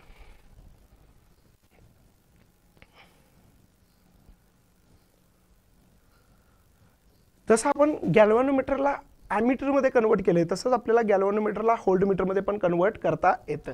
कसं कन्वर्ट करायचं बघूया. सिम्पल, बरोबर ॲमीटरच्या उलटं. ॲमीटरमध्ये आपण काय केलं होतं? गॅल्व्हॅनोमीटरला एक रेजिस्टन्स जोडला. सिरीज की पॅरलल? पॅरलल. आता आपल्याला जोडायचं आहे सिरीजमध्ये रेजिस्टन्स. अच्छा ठीक आहे. ओके, हा पॉईंट ए, हा पॉईंट बी. येस, सो सिरीजमध्ये करंट सेम असतो. सो इथं आय जी तर इथं आय जी. बरं, जो रेजिस्टन्स आपण ॲमीटरला जोडला होता पॅरलल, तो लो होता की हाय? लो, कारण आपलं टार्गेट होतं रेजिस्टन्स कमी करायचं. हा उलट, लो नाही, हा रेजिस्टन्स कसा पाहिजे? हाय. हाय. ओके, सो आता व्होल्टमीटर काय करणार आहे? ह्या पॉईंट ए आणि पॉईंट बी मधलं व्होल्टेज मेजर करणार आहे. व्होल्टेज, आणि व्होल्टेज म्हणजे काय असते? V is equal to I R. So voltage V is equal to I काय आहे? आय जी, आणि आर काय आहे? जी प्लस आर. आय काय आहे? जी प्लस आर. मग मला सांगा जी प्लस आरची व्हॅल्यू काय झाली? व्ही अपॉन आय जी, म्हणजेच आरची व्हॅल्यू काय झाली? V upon I G minus G. So इतका रेजिस्टन्स तुम्ही जर सिरीजमध्ये जोडला तर गॅल्व्हॅनोमीटर व्होल्टमीटर सारखं बिहेव करणार. सो गॅल्व्हॅनोमीटर व्होल्टमीटरमध्ये कन्वर्ट होणार. नेक्स्ट आहे बाळांनो potentiometer. Last point of this topic potentiometer. So potentiometer म्हणजे नेमकं काय, तर पोटॅन्शिओमीटर असं डिव्हाइस आहे की जे व्होल्टेज मेजर करते. येस, पण सर व्होल्टेज मेजर करणारा डिव्हाइस म्हणजे व्होल्टमीटर असं आठवतंय. येस, पण व्होल्टमीटरच्या पेक्षा सुद्धा ॲक्युरेट रिडिंग कोण देत असेल तर ते आहे पोटॅन्शिओमीटर. त्यामुळं potentiometer is also called as a ideal voltmeter. पोटॅन्शिओमीटरचं कामच आहे, याला आपण आयडियल व्होल्टमीटर सुद्धा म्हणतो, कारण ॲक्युरेट रिडिंग देते, करेक्ट रिडिंग देते. बरं, नुसतं व्होल्टेज मेजर करणे ह्याचं काम नाही आहे की it is also use to measure EMF of cell. It is also use to find internal resistance of cell. So voltmeter सारखं फक्त व्होल्टेज नाही आहे, आणखी ॲप्लिकेशन्स आहेत, भरपूर ॲप्लिकेशन्स आहेत. बरं, ह्याचं प्रिन्सिपल समजून घ्या की काय असतं. पोटॅन्शिओमीटरमध्ये सगळ्यात महत्त्वाचं एक पोटॅन्शिओमीटर वायर असती. इथं तुम्हाला दिसालेलं आहे AB is a wire. AB ही पोटॅन्शिओमीटर वायर आहे जिची लेंथ किती आहे L. सपोज मी सेटअप स्टार्ट केला तर या सर्किटमधून करंट जाईल. तर पोटॅन्शिओमीटरचं प्रिन्सिपल काय सांगतं, सपोज मला पोटेन्शियल डिफरन्स बिटवीन AB पाहिजे आहे, म्हणजे VAB. So potential difference between मला A आणि B पाहिजे आहे. तर potential difference between 2 points is directly proportional to distance between these 2 points. Distance between 2 points किती आहे L. सो 2 पॉईंटमधलं पोटेन्शियल हे कशाला प्रोपोर्शनल आहे, लेंथला, त्यांच्यामधल्या डिस्टन्सला. ओके सर, ठीक आहे. सपोज मी जर डायरेक्टली प्रोपोर्शनल साईन काढलं तर मला इथं कॉन्स्टंट इंट्रोड्यूस करायला पाहिजे. यस, कॉन्स्टंट इंट्रोड्यूस करायला पाहिजे, आणि त्या कॉन्स्टंटला आपण म्हणतो K. So K is called as a potential gradient. Kला म्हणायचं potential gradient. Sir potential gradient म्हणजे काय हो, VAB अपॉन L. मग VAB म्हणजे काय, voltage across wire. So potential gradient म्हणजे आहे voltage across wire divided by L म्हणजे length of wire. So potential gradient म्हणजे voltage across wire upon length of the wire. मग व्होल्टेज अक्रॉस वायर किती असतं, कशात असतं, व्होल्टमध्ये, युनिटबद्दल बोलतोय आपण, आणि लेंथ कशात असती, मीटरमध्ये, म्हणजे व्होल्ट पर मीटर. याला आपण म्हणतो पोटेन्शियल ग्रेडियंट K. सपोज मी एखादा दुसरा पॉईंट घेतला, मला इथे एखादा पॉईंट घेतला, मी इथं पॉईंट घेतला C. ह्या दोघांच्यामध्ये डिस्टन्स स्मॉल L आहे, सपोज स्मॉल L, आणि मला पोटेन्शियल डिफरन्स बिटवीन A आणि C पाहिजे आहे. तर मी कसं लिहिणार, potential difference between A and C is directly proportional to small L. So principle हेच सांगतं की 2 पॉईंटमधला पोटेन्शियल डिफरन्स त्यांच्यामधल्या डिस्टन्सवर डिपेंड असतो. सो इथं डिस्टन्स L होतं, इथं डिस्टन्स स्मॉल L आहे, सो याच्यावर डिपेंड असतो. म्हणजे सर VACला मी K इंटू L लिहू शकतो का, यस, VACला मी K इंटू L लिहू शकतो. नेक्स्ट मेथड आहे बानो इंडिव्हिज्युअल सेल मेथड. आता हे काय आहे, तर individual cell method, sum and difference method ह्या मेथड आहेत ज्याच्यामध्ये आपण पोटॅन्शिओमीटरच्या प्रिन्सिपलचा यूज करून, पोटॅन्शिओमीटरचा यूज करून आपल्याला अननोन सेलचा EMF फाइंड करायचा आहे. सो ह्या मेथड कशा आहेत, अननोन सेलचा EMF फाइंड करण्यासाठी. तर त्यातली पहिली मेथड आहे इंडिव्हिज्युअल सेल मेथड. नावातच आहे इंडिव्हिज्युअल सेल, म्हणजे 2 सेल असणार आहेत, त्या 2 सेलमधला एक सेल एका वेळी काम करणार आहे, लक्षात घ्या. ओके, सो कशी अरेंजमेंट असणार आहे थोडंसं बघूया. So the experimental setup of this individual cell method consist of a potentiometer wire AB. So हा पॉईंट A आहे, हा पॉईंट B आहे, ही पोटॅन्शिओमीटर वायर आहे बाळांनो AB. आता प्रश्न पडला असेल की ही वायर सर अशा पद्धतीनं ओके अरेंज का केले, प्लेन का नाही घेतली, अशा पद्धतीनं अरेंज का केले. सो त्याच्यामध्ये एक रिझन आहे. तर लेंथ ऑफ पोटॅन्शिओमीटर वायर बाळांनो जास्त असते, म्हणजे इनफॅक्ट 4 मीटरपासून वायर चालू होती 12 मीटरपर्यंत असते. ओके, सो खूप हेवी लेंथ आहे ही. मग ही एवढी लेंथ स्ट्रेट जर आपण एखाद्या बोर्डवर अटॅच केली तर ते साईज ऑफ इन्स्ट्रुमेंट बल्की होणार. त्यापेक्षा त्या पद्धतीने अशा पद्धतीने अशा शेपमध्ये ती दिली तर तेवढंच साईज ऑफ द इन्स्ट्रुमेंट आपल्याला लहान बघायला मिळते. त्यानंतर ना ही जी पोटॅन्शिओमीटर वायर आहे, the end of this potentiometer wire is connected to constant source of EMF E, plug key K, and variable resistor, that is rheostat RH as shown. Then here the two cells are connected. Okay, so this is the first cell having EMF E1 plug key K1, another cell having EMF E2 plug key K2, connected one below another like this. The common end is connected to point A and other common end is connected to galvanometer, and galvanometer is connected to the jockey. So बाळांनो याच्यामध्ये काय करायचं आपल्याला, सगळ्यात पहिल्यांदा procedure सांगतो. सगळ्यात पहिल्यांदा आपल्याला सेटअप स्टार्ट करायचा आहे. सेटअप कसा स्टार्ट करायचा, मेन प्लग की क्लोज करा. मेन प्लग की क्लोज केल्यानंतर करंट जो आहे तो गॅल्व्हॅनोमीटर वायरमधून फ्लो व्हायला स्टार्ट होईल. ओके, त्यानंतर दोनपैकी एक सेल कुठलाही चालू करा. सपोज मी हा सेल स्टार्ट केला, सो ही प्लग की क्लोज केली. सो ज्यावेळी ही प्लग की क्लोज करणार त्यावेळी बाळांनो ही प्लग की ओपन असणार, म्हणजे सर्किटमध्ये आता सेल E1 कनेक्ट झालेला आहे, हा सेल कनेक्ट झालेला आहे. E2 मात्र आता ऑफ आहे. मग काय करणार तुम्ही, ही जी काय जॉकी आहे ही जॉकी पॉईंट बी पासून वेगवेगळ्या पॉईंट्सला टॅप करत येणार आणि एक असा पॉईंट शोधणार की जसं की सी, की जिथं गॅल्व्हॅनोमीटर झिरो डिफ्लेक्शन दाखवणार. आणि आत्ताच आपण बघितलं पोटेन्शियोमीटरचं प्रिन्सिपल काय सांगते की ह्या दोन पॉईंटमधले जे व्होल्टेज असणार आहे ते कशाला प्रोपोर्शनल असणार आहे, लेंथला. सपोज लेंथ मिळाली मला AC काहीतरी L1, तर मी असं लिहू शकतो काय E1 is proportional to L1. Yes, हा EMF ह्या लेंथला प्रोपोर्शनल असणार आहे. आणि डायरेक्टली प्रोपोर्शनल साईन काढलं तर आपल्याला माहिती आहे बाळांनो इथे एक कॉन्स्टंट इंट्रोड्यूस करायला पाहिजे, त्याला म्हणतोय आपण K. सो मला मिळालं K × L1. आता काय करायचं, हा उलटा प्रोसिजर. आता सेल सेकंड स्टार्ट करायचा. सेल सेकंड स्टार्ट केल्यानंतर पुन्हा जॉकी टॅप करत या. आणखी एक स्पेशल पॉईंट तुम्हाला मिळेल, सपोज पॉईंट मिळाला D, तर ती लेंथ AD मेजर करायची, नल पॉईंट लेंथ, त्याला म्हणूया आपण L2. सो जो E2 आहे तो कशाला प्रोपोर्शनल असणार आहे बाळांनो, L2 ला. सो E2 चा फॉर्म्युला येईल K × L2. This is equation number 2. आता मला E1 आणि E2 काढायचं असेल तर बाळांनो फक्त मला हे डिवाइड केलं पाहिजे. सो डिवाइड केलं तर E1/E2 चा आन्सर काय मिळेल, L1/L2. तर बाळांनो आपण एक्सपेरिमेंटमध्ये L1 L2 ऑलरेडी फाइंड केला आहे. सपोज दोनपैकी एका सेलचा EMF मला माहिती आहे तर दुसऱ्या सेलचा EMF मी इझिली कॅल्क्युलेट करू शकतो. ओके, एक सेल ॲट अ टाइम एका वेळी ऑपरेट केला म्हणून आपण ह्या मेथडला म्हणतो individual cell method. Okay, next दुसरी मेथड आहे म्हणून sum and difference method. Sum and difference मेथडमध्ये काय दिसतंय बघा, पुन्हा इथे या ठिकाणी एक पोटेन्शियोमीटर वायर आहे AB, त्याच्यामध्ये एंड A कनेक्ट केलेला आहे constant source of EMF E ला, प्लग की K ला, variable resistor that is rheostat RH ला. सगळ्यात पहिल्यांदा काय करणार तुम्ही, मेन प्लग की क्लोज करणार. मेन प्लग की क्लोज करा, सेटअप स्टार्ट होईल. सो गॅल्व्हॅनोमीटरमधून पोटेन्शियोमीटर वायरमधून करंट फ्लो व्हायला चालू होईल.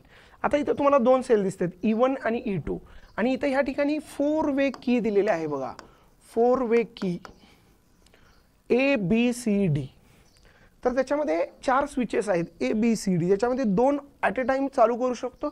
ज्यावेळी 2 चालू करणार त्यावेळी रिमेनिंग 2 ऑफ असणार. ठीक आहे, सो सगळ्यात पहिल्यांदा आपल्याला 2 स्विचेस कोणते चालू करायचे आहेत, तर सगळ्यात पहिल्यांदा तुम्हाला A आणि B चालू करायचे आहेत, म्हणजे क्लोज करायचे आहेत. AB क्लोज केला. AB क्लोज असताना C आणि D काय असणार आहेत बाळांनो, ओपन. ओपन.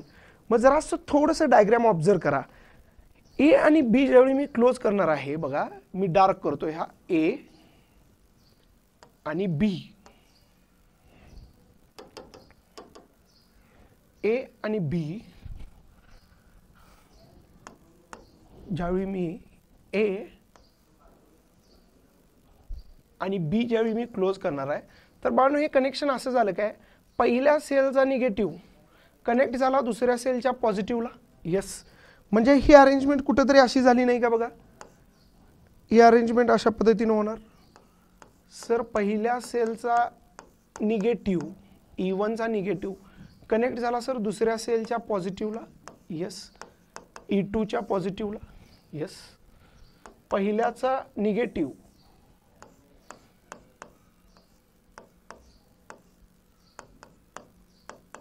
कनेक्ट झाला सर दुसऱ्याच्या पॉझिटिव्हला.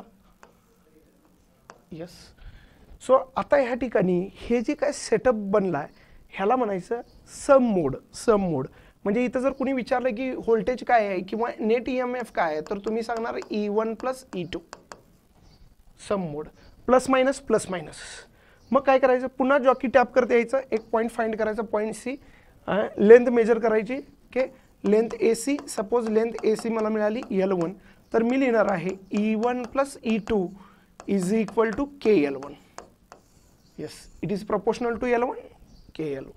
नंतर काय करणार बाळांनो, तुम्ही उलट, बरोबर पहिल्याच्या उलट, तुम्ही नेक्स्ट केसमध्ये स्विच चालू करायचे आहेत सी आणि डी, सी आणि डी तुम्ही चालू करायचे आहेत, आणि ए आणि बी तुम्ही काय करणार आहात, ओपन करणार आहात. आता ए आणि बी जर ओपन केला आणि सी आणि डी चालू केला तर जरासं इमॅजिन करा, हे असं होईल का बघा. डी स्टार्ट केल्यानंतर पहिल्याचा निगेटिव्ह कनेक्ट होणार आहे दुसऱ्याच्या निगेटिव्हला, पहिल्याचा निगेटिव्ह दुसऱ्याच्या निगेटिव्हला, म्हणजे असं अशी अरेंजमेंट होणार, plus minus minus plus E1 E2. ह्या ठिकाणी इथं जो नेट EMF मिळणार तो मिळणार आहे E1 मायनस E2. पुन्हा जॉकी टॅप करता यायचा, एखादा नल पॉईंट फाइंड करायचा, point D, null point length suppose L2 मिळाली तुम्हाला, तर लेंथ AD जी मिळाली ती L2 मिळाली, तर E1 मायनस E2 ला मी लिहिणार आहे KL2. सो हे जर दोन इक्वेशन डिवाइड करून तुम्ही सॉल्व केला तर तुम्हाला आन्सर मिळतं E1 upon E2 is equal to L1 plus L2 upon L1 minus L2. Sir L1 म्हणजे काय हो, नल पॉइंट लेंथ आहे. कुठल्या केसमध्ये, सम मोडमध्ये, पहिल्या केसमधली म्हणजे सम मोडमध्ये. आणि L2 काय आहे, नल पॉइंट लेंथ आहे. कुठल्या केसमध्ये, सेकंड केसमध्ये. सेकंड केसमध्ये आपल्याला लेंथ मिळालेला आहे L2. सो बानो हा फॉर्म्युला आपल्याला लागतो. ठीक आहे, पुन्हा आपण सेल, दोन सेलचा EMF या ठिकाणी कम्पेअर केलेला आहे. लास्ट मेथडकडे जाऊया. लास्ट मेथड आहे to find internal resistance of cell.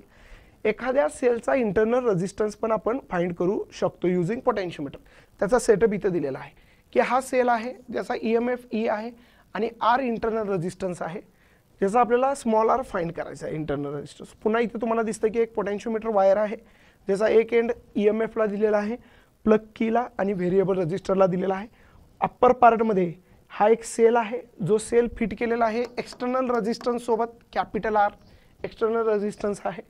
आणि वरचं सर्किट स्टार्ट किंवा बंद करण्यासाठी सेपरेट वरती स्विच दिलेला आहे, प्लग की क्लोज केलेला आहे. सो आता इथं काय करायचं आहे, सगळ्यात पहिल्यांदा की कॅपिटल R म्हणजे आपण असं पकडूया की सगळ्यात पहिल्यांदा वरती जे काय स्विच आहे हा मेन स्विच चालू करणार आहे, पण हा स्विच जो आहे हा चालू करणार नाही, हा ओपन असणार आहे. जर ओपन असेल तर वरच्या सर्किटमधून मानू कुठलाही करंट जाणार नाही. परत एकदा आपण इथं या ठिकाणी नल पॉईंट लेंथ फाइंड करणार, त्याला म्हणूया L1. L1 म्हणजे null point length when external resistance is not connected. External resistance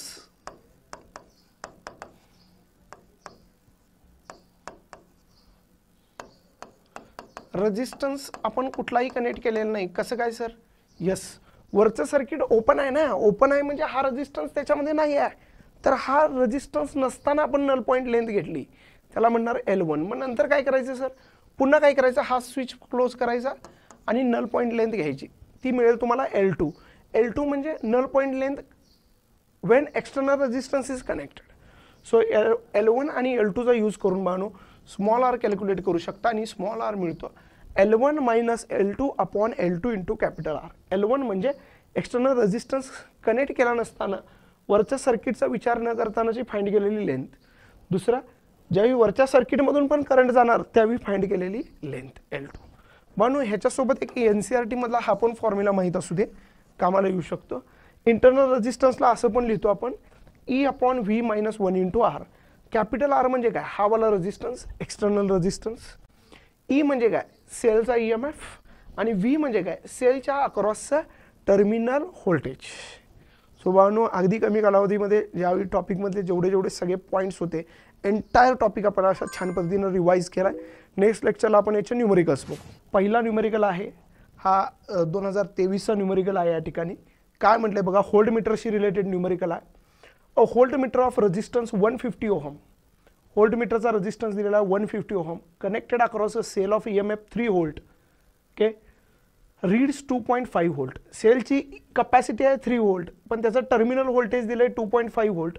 what is the internal resistance of the cell? Okay, so बानो मी तुम्हाला internal resistance of the cell calculate करण्याचे फॉर्म्युले दिले होते. आपण पोटेन्शियोमीटरच्या 3 मेथड बघितल्या होत्या. त्याच्यामध्ये इंडिव्हिज्युअल, पहिली मेथड होती इंडिव्हिज्युअल सेल मेथड, दुसरी मेथड होती सम अँड डिफरन्स मेथड, आणि तिसरी मेथड होती method to find internal resistance of sale.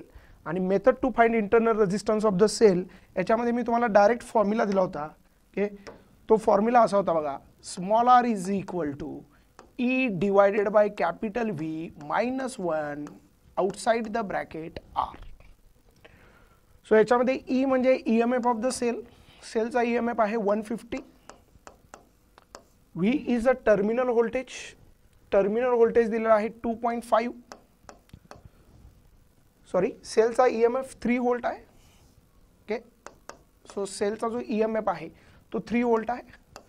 Terminal voltage आहे 2.5 मायनस 1 आणि outside the bracket capital R resistance दिलेला आहे बानो 150 ओहम. रेजिस्टन्स दिलेला आहे 150 ओहम. सो हे तुम्ही सॉल्व करा. सॉल्व केल्यानंतर इझिली आन्सर मिळेल. So straight forward formula based question आहे. ठीक आहे, next. Okay, only 4% of the, हा पण 2013चाच आहे, शिफ्ट वेगळी आहे बानो. काय म्हटले बघा, only 4% of the total current in a circuit passes through a galvanometer. अच्छा, 4% फक्त करंट जो आहे टोटल करंट मधला तो गॅल्व्हॅनोमीटर मधून गेलेला आहे. If resistance of galvanometer is G, then shunt resistance connected to the galvanometer is. म्हणून आपण लास्ट टाइम थिअरी बघितली होती. गॅल्व्हॅनोमीटरला आपण कन्वर्ट केलं होतं ॲमीटरमध्ये, गॅल्व्हॅनोमीटरला आपण कन्वर्ट केलं होतं व्होल्टमीटरमध्ये. त्याच्याशी रिलेटेड क्वेश्चन आहे बघा. की असं होतं काय बघा, की galvanometer having resistance G can be converted into ammeter by connecting a shunt. Okay, low value of resistance ज्यावेळी मी पॅरललमध्ये जोडतोय त्यावेळी हा गॅल्व्हॅनोमीटर ॲमीटरचं काम करतोय. मग टोटल एंट्रीला करंट पाठवणार आहे मी आय, त्याच्यामधला गॅल्व्हॅनोमीटरमधून किती जाणार आहे आय जी, आणि remaining current I minus I G कशातून जातो, शंटमधून जातोय. ओके, सो ही सगळी बेसिक थिअरी आपण बघितलेली आहे. आता सेम क्वेश्चनमध्ये आपल्याला अप्लाय करायचं आहे. त्यांनी काय म्हटले बघा, only 4% of the total current in a circuit passes through galvanometer. ज्या ज्यावेळी लक्षात ठेवा, असं काहीतरी पर्सेंटेजमध्ये येतं आहे की एवढा % करंट वगैरे गॅल्व्हॅनोमीटरमधून गेला आहे, त्यावेळी सरळ इनपुट करंट 100 अँपियर घ्यायचा, सोपं जातं इथे. बघा ह्या ठिकाणी तुम्हाला की सेम क्वेश्चनमध्ये इनपुट करंट जर मी 100 अँपियर घेतला आय, तर त्यांनी काय म्हटले, त्या 100 मधला 4% करंट गॅल्व्हॅनोमीटरमधून गेला आहे. म्हणजे 100 मधला 4% म्हणजे किती, 4 अँपियर करंट गॅल्व्हॅनोमीटरमधून गेलेला आहे. मग राहिला किती, 96 अँपियर. आणि 96 अँपियर कुठून जाणार आहे तो खाली, आय मायनस आय जी म्हणजे किती 96 अँपियर. सो आला इनपुट 100 अँपियर, त्यातला 4 अँपियर वरती गेला आणि रिमेनिंग 96 अँपियर कुठून गेला, शंटमधून गेला. ओके, तर त्यांनी विचारले की शंट रेजिस्टन्सची व्हॅल्यू काय, आपल्याला शंट काढायचं. ठीक आहे की मग आपल्याला पॅरललमध्ये व्होल्टेज सेम असतं माहिती आहे आपल्याला. व्होल्टेज म्हणजे काय असतं, आय आर, करंट अवेलेबल आहे, रेजिस्टन्स अवेलेबल आहे. सो इथं आय आर करा, आय म्हणजे 4, आर म्हणजे G, 4G is equal to, इथं आय आर करा, आय म्हणजे करंट, करंट किती 96 आणि आर म्हणजे रेजिस्टन्स किती एस. येस, सो मला एस मिळेल बानू 4G डिवायडेड बाय 96, म्हणजेच S is equal to G divided by 4 दुने 8 भाग घालवा. ओके, आणि 4 चौक 16. So G by 24. So G by 24 बानो option beta. Okay, next. When moving coil galvanometer MCG is converted into voltmeter. ठीक आहे, पुढचं वाचायच्या आधी जरासं थोडंसं आपण जी थिअरी बघितली होती ती थोडं रिवाइज करूया. व्होल्टमीटरच्या बाबतीतली थिअरी असं बघितलं होतं आपण, गॅल्व्हॅनोमीटरला ज्याचा रेजिस्टन्स जी आहे त्याला व्होल्टमीटरमध्ये कन्वर्ट करता येतं. कसं, एक रेजिस्टन्स जोडावा लागतो आर सिरीजमध्ये, जो की कसा आहे हाय रेजिस्टन्स. मग ह्या पॉईंटला मी ए म्हणलं आणि या पॉईंटला मी बी म्हणलं, तर व्होल्टमीटर काय करणार, ह्याच्या अक्रॉसचं ए बीच्या अक्रॉसचं व्होल्टेज मेजर करणार व्ही, आणि व्ही इज इक्वल टू काय असतंय आय आर. सो करंट किती जाणार आहे I G. So current is I G आणि आर किती असतं जी प्लस आर. सो ही बानो बेसिक थेअरी जी मी ऑलरेडी तुम्हाला शिकवलेलं आहे.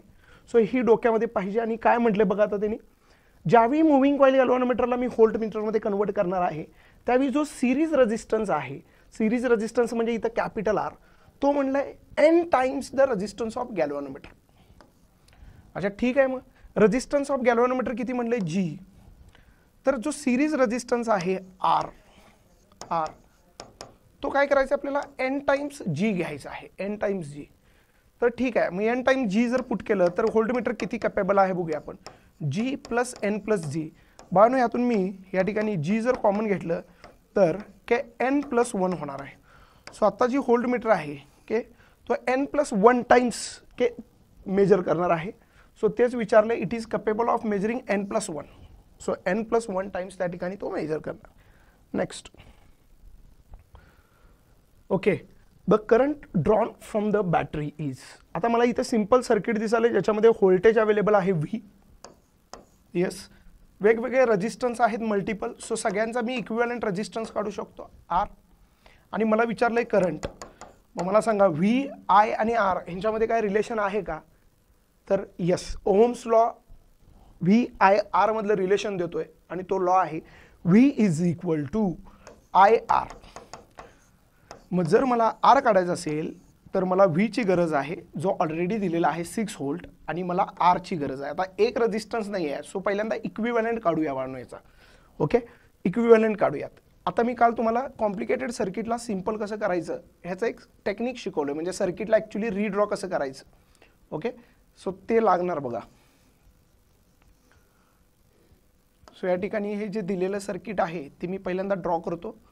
हा पॉईंट आहे ए, हा पॉईंट आहे B. This is 3 ohm, this is 5 ohm, this is 2 ohm, this is 2 ohm, this is 3 ohm. Okay, so पहिल्यांदा मी या सगळ्यांचा इक्विव्हॅलेंट काढून घेतो, एक रेजिस्टन्स. सो सर्किटला मी रीड्रॉ करतो. सो मी रीड्रॉचं टेक्निक सांगितलं त्याप्रमाणे जावा. हा पॉईंट ए तर हा पॉईंट ए, हा पॉईंट ए तर मला हा ए म्हणता येत नाही का, वाटेत रेजिस्टन्स आला. हा पॉईंट बी तर इथं बी, इथं बी तर इथं पुढं नाही जाता येत, वाटेत रेजिस्टन्स आला. सो इथं काहीतरी पॉईंट मार्क करूया. ह्याला म्हणूया एक्स, याला म्हणूया वाय. सो पहिल्यांदा काय करा, ए आणि बी मार्क करून घ्या कारण आपल्याला ए बी मधला रेजिस्टन्स काढायचा आहे. सो ए आणि बी मार्क करून घेतलं. ठीक आहे. त्यानंतर ना एक्स आणि वाय मार्क करून घ्या, एक्स आणि वाय मार्क करून घ्या. ओके, आता याच्यामध्ये बाळांनो रेजिस्टन्स इंट्रोड्यूस करत जावा. सो मला A to B 3 ohm, sorry A to X 3 ohm दिसायला आहे. सो ए पासून एक्स पर्यंत एक रेजिस्टन्स आहे 3 ओहम. नंतर मला एक्स टू वाय, एक्स पासून वाय पर्यंत एक रेजिस्टन्स दिसायला तो आहे 5 ओहम. नंतर मला दिसाले वाय टू बी एक आहे 2 ओहम, वाय पासून बी आहे 2 ओहम. नंतर मला दिसायला लागलेला आहे एक्स टू बी, एक्स पासून बी पर्यंत आहे 2 ओहम. Yes, 2 ohm. त्यानंतर मला दिसतोय ए टू वाय, ए पासून वाय पर्यंत हा आहे 3 ओहम. सो बाळांनो आता इथं तुम्हाला क्लिअर कट दिसाले हे तुमचं व्हीटस्टोन नेटवर्क आहे. आणि व्हीटस्टोन नेटवर्क बॅलेन्स आहे की अनबॅलेन्स आहे ते बघूयात. सो बॅलेन्ससाठी आपण बघितलं होतं काल 3/3चा आन्सर, 3/3चा आन्सर 2/2 येतंय का, येस, म्हणजे 1=1 ह्या दोघांचे आन्सर मॅच होत आहेत, म्हणजे ब्रिज बॅलेन्स आहे. आणि ब्रिज बॅलेन्स असेल तर मिडल रेजिस्टन्स आपण रिमूव्ह करतो कारण पोटेन्शियल डिफरन्स त्याच्या अक्रॉस 0 असतो. मग त्यातून करंटच जाणार नसेल तर तो रेजिस्टन्स काही कामाचा नाही. सो हा जो 5 ओहम आहे या 5 ओहमला या ठिकाणी रिमूव्ह करा, ह्या 5 ओहमला या ठिकाणी रिमूव्ह करा. 5 ओहमला जर तुम्ही रिमूव्ह केलं, 5 ओहमला जर तुम्ही रिमूव्ह केलं तर वरचे 2 सिरीज, लोअरवाले 2 सिरीज आणि त्यांचा रिझल्टंट पॅरलल येणार. सो वरचे 2 सिरीज म्हणजे 3 + 2 दॅट इज 5 ओहम, लोअरवाले 3 + 2 दॅट इज 5 ओहम, आणि हे 2 पॅरललमध्ये येणार म्हणजे वरती आला एक 5 ओहम, खाली आला एक 5 ओहम. सो हे पॅरललमध्ये, आणि पॅरललमध्ये त्यांचा रेजिस्टन्स असतो n/r, सॉरी r/n. सो 5/2 हा रेजिस्टन्स मिळाला. पण आपल्याला विचारलाय करंट आणि मी तुम्हाला ऑलरेडी क्लिअर केले. सो करंट कसं काढणार तुम्ही, I = V/R. व्होल्टेज किती आहे 6 आणि रेजिस्टन्स किती मिळाला 5चा हाफ, म्हणजे हे वरती जाणार 12/5. ओके, सो 2 पॉईंट येणार answer. So 2.4 is the answer. Okay, next. Kirchhoff's current and voltage law are respectively based on. बानो इझी क्वेश्चन आहे, सीईटीचा विचारलेला रिसेंटचा क्वेश्चन आहे.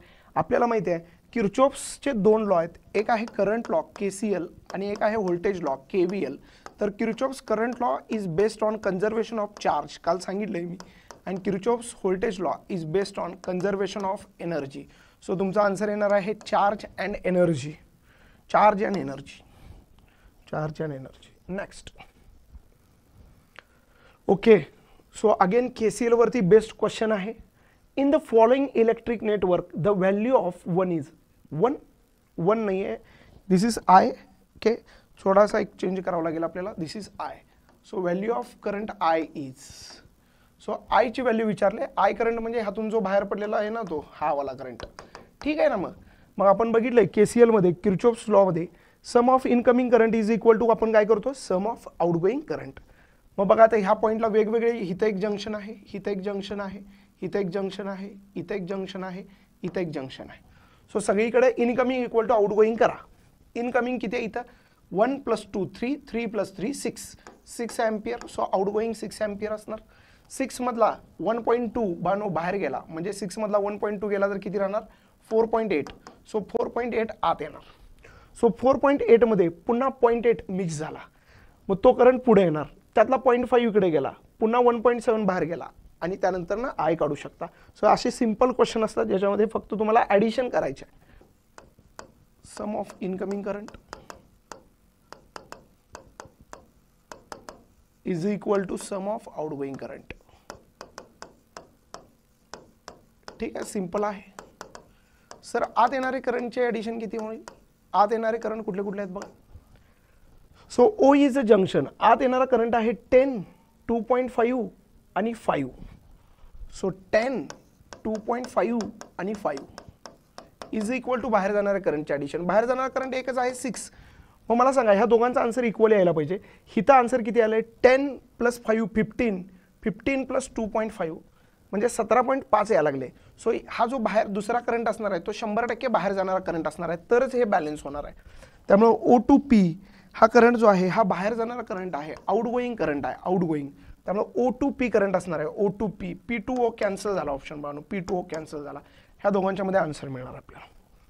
आणि आन्सर किती मिळेल मी तुम्हाला म्हटलं तसं, 15 आणि 2 17, 17.5 is equal to 6 + x. So x is equal to 17.5 - 6, that is 11.5. So 11.5 from O2P. Next. Okay, the potential difference between points P and Q respectively. P आणि Q मधला पोटेन्शियल डिफरन्स काढायचा बानो. म्हणजे इथं पॉईंट P आहे तर हा पण point P असणार आहे. सो P आणि Q मधला पोटेन्शियल डिफरन्स काढायचा. पोटेन्शियल डिफरन्स म्हणजे काय असते रे, voltage. V is equal to काय असते, I × R. मग मला R अवेलेबल आहे का, आहे 6 ओहम. मला I ची गरज आहे, करंटची या ठिकाणी गरज आहे. सो करंट मिळाला की मी व्होल्टेज आरामात काढू शकतो.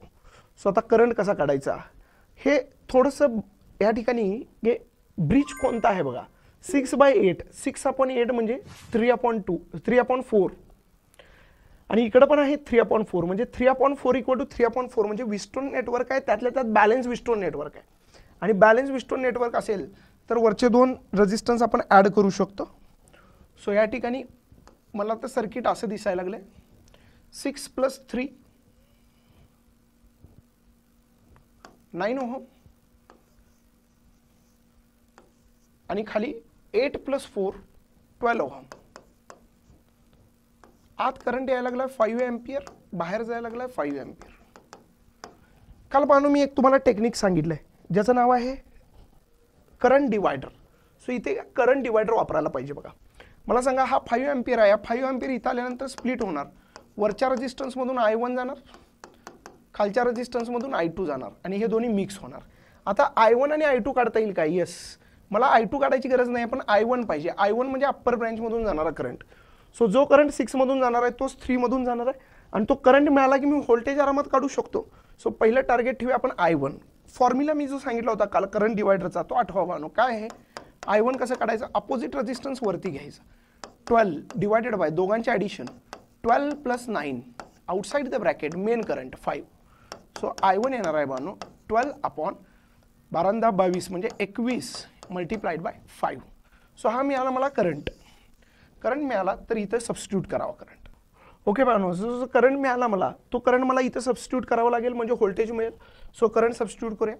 करंट किती मिळालेला आहे 12 × 5 × 6. हा 6 रेजिस्टन्स जो आहे हा वरती ॲज इट इज राहणार आहे डिवायडेड बाय 21. सो हे किती होईल बघा 12 × 5 = 60, 6 × 36 म्हणजे 360/21. मग 20 म्हणलं तरी 17 पॉईंट समथिंग येईल बघा answer. So 17, yes, alpha is the answer.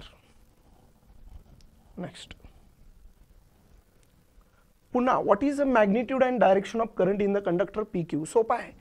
Point P ला लॉ वापरा. आत येणाऱ्या करंटचे ॲडिशन 5 + 4 = बाहेर जाणाऱ्या करंटचे ॲडिशन 3 + 5.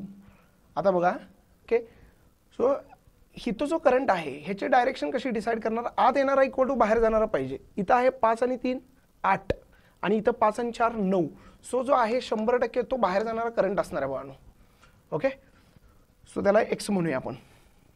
सो बाहेर जाणारा करंट असणार आहे. ओके, सो या ठिकाणी हे झालं 9 = 3 + 5 + x, that is 9 = 8 + x, that is x = 1. So 1 ampere from P to Q.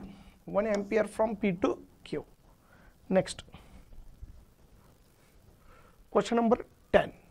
In a Wheatstone bridge, 3 resistances P, Q, R are connected in 3 arms of the bridge and 4th arm is formed by the 2 resistor. Okay.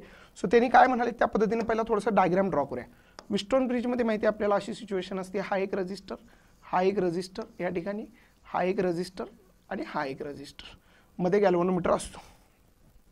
ठीक आहे. So in Wheatstone network 3 resistor P, Q, R are connected in 3 arms. P, Q, R 3 arm मध्ये P, Q, R आहे. and the fourth arm is formed by the 2 resistance S1 and S2 connected in parallel. Okay, so ह्या चौथ्या arm मध्ये एक नाही 2 register आहेत parallel मध्ये S1 आणि S2. The condition of bridge to be balance. खूप सोपं आहे. ब्रिज बॅलन्स कधी असणार म्हणले. आता मला सांगा ब्रिज बॅलन्स कधी असतो. P/Q चा आन्सर R/ ह्यांचा नेट रेजिस्टन्स काढायला पाहिजे. आणि ज्यावेळी 2 पॅरलल मध्ये असतात त्यावेळी नेट रेजिस्टन्स काय येतो. Okay, S1 × S2 S1 + S2. So हे S1 + S2 वरती जाईल. सो मला मिळेल P/Q = R × S1 + S2 S1 S2. So S1 + S2 S1 S2. S1 + S2. So answer is Charlie. The next question is a 10-meter long wire of resistance 20 ohm is connected in series with a battery of EMF 3 volt having negligible internal resistance and resistance of 10 ohm, external resistance 10 ohm. The potential gradient is. ठीक आहे Bano, question next question आहे तो potential gradient वरती आहे. So potential gradient K म्हणजे basically काय असते. Voltage across the wire upon length of the wire. Okay, so आपण पहिल्यांदा जरा क्वेश्चन समजण्यासाठी फॉर बेटर अंडरस्टँडिंग एक डायग्राम बनवूया. त्यांनी जे काय म्हटले त्या पद्धतीने. एक 10 मीटर लॉंग वायर आहे बानो. ओके, एक वायर आहे. येस, त्या वायरची लेंथ जी आहे ती दिलेली आहे आपल्याला 10 मीटर. त्या वायरचा रेजिस्टन्स दिलेला आहे 20 ohm. 20 ohm is the resistance of the wire and it is connected in series with a battery of EMF 3 volt. Okay, so ही वायर जी आहे ही सिरीज मध्ये जोडलेली आहे एका बॅटरी सोबत ज्याचं व्होल्टेज आहे 3 व्होल्ट. इंटरनल रेजिस्टन्स निग्लेक्ट करा म्हटले त्यांनी. And resistance of 10 ohm. So series मध्ये आणखी एक रेजिस्टन्स आहे बानो 10 ओहम. ओके, विचारले पोटेन्शियल ग्रेडियंट. सो आता आपल्याला लेंथ ऑफ द वायर लागणार आहे. तर length of the wire available आहे 10 मीटर. येस, फक्त गरज आहे ती voltage across the wire find करण्याची. एकदा व्होल्टेज अक्रॉस द वायर मिळालं तर आपण K इझिली फाइंड करू शकतो. वायरच्या अक्रॉस किती व्होल्टेज आहे V ते काढायचं आपल्याला. V आणि बाळांनो माहिती आहे V म्हणजे असतं I × R. सो वायरचा रेजिस्टन्स अवेलेबल आहे का. आहे. R अवेलेबल आहे 20. करंटची गरज आहे. सो करंट I मिळाला की मी व्होल्टेज काढू शकतो आणि व्होल्टेज मिळाले की मी K काढू शकतो. सो करंट कॅल्क्युलेट करूया. करंट I = कसं असणार आहे. Current I = voltage, total voltage upon total resistance. Total voltage 3, total resistance 20 plus 10 that is 30 म्हणजे 1/10. सो टोटल करंट मिळाला बानो 1/10 एम्पियर, 0.1 एम्पियर. ठीक आहे. सो करंट मिळाला तर व्होल्टेज काढता येईल. लागलंच इथं व्होल्टेज अक्रॉस द वायर काढून घेऊया. व्होल्टेज अक्रॉस द वायर आहे V equal to IR. I म्हणजे 1/10 आणि R किती दिलेला आहे 20. सो व्होल्टेज मिळालं बानो 2 व्होल्ट. सो ही व्हॅल्यू इथं पुट करा आता. 2 divided by 10 that is 0.2 volt per metre असा ऑप्शन आहे. Yes, 0.2 volt per metre. Next, 2 cells E1 and E2 having EMF E. Okay, 2 cell आहेत, दोघांची कॅपॅसिटी सेम आहे. E1 is equal to E2 that is equal to E म्हणलंय त्यांनी. Yes, आणि त्या सेलचे इंटरनल रेजिस्टन्सेस दिलेत R1 आणि R2. ओके, सो आपण बघितलं होतं काल की सेलला आपण अशा पद्धतीनं रिप्रेझेंट करतो. प्रत्येक सेलला 2 गोष्टी असतात, एक EMF आणि एक इंटरनल रेजिस्टन्स. सो दोन्ही सेलचा इंटरनल रेजिस्टन्स R1 आणि R2 आहे असं म्हटलंय त्यांनी. एक कंडिशन दिले such that R1 is more than R2. Okay, they are connected in series. This combination is connected to external resistance capital R. Okay, पहिल्यांदा बाळांनो डायग्राम ड्रॉ करूया. सो 2 सेल आहेत. येस, एकाचा EMF आहे E1, इंटरनल रेजिस्टन्स R1. दुसऱ्या सेलचा EMF E2, internal resistance R2. आता हे जे 2 सेल आहेत सिरीज मध्ये जोडलेत along with external resistance capital R. It is observed that potential difference across the cell E1 becomes 0. ही महत्त्वाची कंडिशन आहे बघा. त्यांनी एक कंडिशन दिलेलं आहे. त्यांनी म्हटलं की it is observe that potential difference across E1 is 0. So cell हा जो E1 आहे ह्याच्या अक्रॉसचं जे व्होल्टेज आहे, व्होल्टेज ज्याला आपण पोटेन्शियल डिफरन्स म्हणतोय ते 0 दिलंय. तर व्हॅल्यू ऑफ कॅपिटल R काय? आता बानो मी काल तुम्हाला एक सांगितलं होतं सेल डिस्कस करत असताना की सेल ज्यावेळी आपण बाजारातून आणतोय त्यावेळी जेवढा EMF सेल सांगतोय, क्लेम करत असतोय तेवढा EMF कधी मिळत नाही. त्याच्या टर्मिनलच्या अक्रॉस थोडंसं कमी व्होल्टेज असतं आणि ते किती व्होल्टेज असतं हे सांगितलंय मी, ज्याला आपण टर्मिनल व्होल्टेज म्हणतो किंवा टर्मिनल पोटेन्शियल डिफरन्स. तर ते व्होल्टेज असतं E मायनस IR. सो ह्या सेलच्या अक्रॉस व्होल्टेज किती असणार आहे E मायनस IR. आता E म्हणजे याचा EMF E1, I म्हणजे सेलमधून जाणारा करंट आणि R म्हणजे त्याचा रेजिस्टन्स R1 इज 0 हे दिलेलं आहे बाळांनो. सो आता आपल्याला आन्सरसाठी आन्सरमध्ये सगळीकडे आन्सर R1 आणि R2 मध्ये आहेत. सो आपल्याला I ला एलिमिनेट करावं लागेल. I काढूयात पहिल्यांदा. I काय येईल? I म्हणजे करंट, करंट येईल I is equals to net EMF E1 plus E2. आता दोघांची व्हॅल्यू E आहे ना, E1 इज E,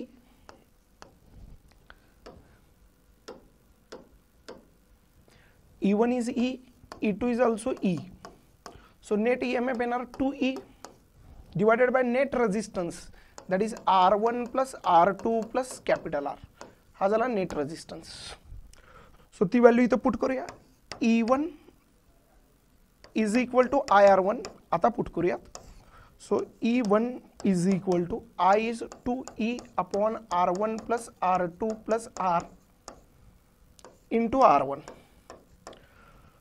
सो आता इथं बाळांनो E1 ला थोडंसं करेक्ट करूया. E1 च्या ऐवजी मला E लिहिता येईल इथं, कारण E1 is nothing but E only. दोघांची कॅपॅसिटी सेम आहे. यस, आता जरा बघितलं तुम्ही इथं तर या ठिकाणी E ला कॅन्सल करता येईल. R1 plus R2 plus capital R is 2R1.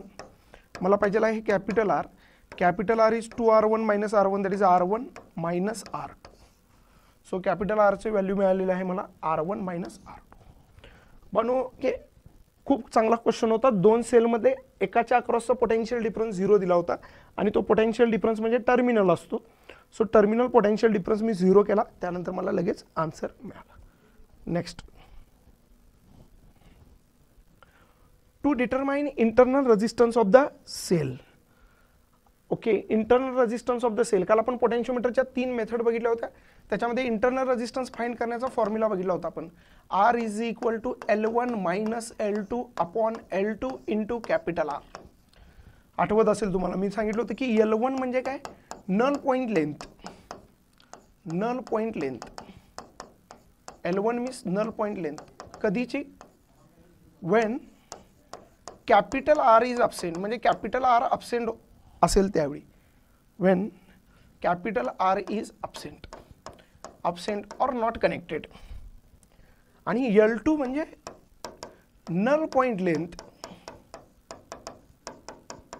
Wien capital R is present.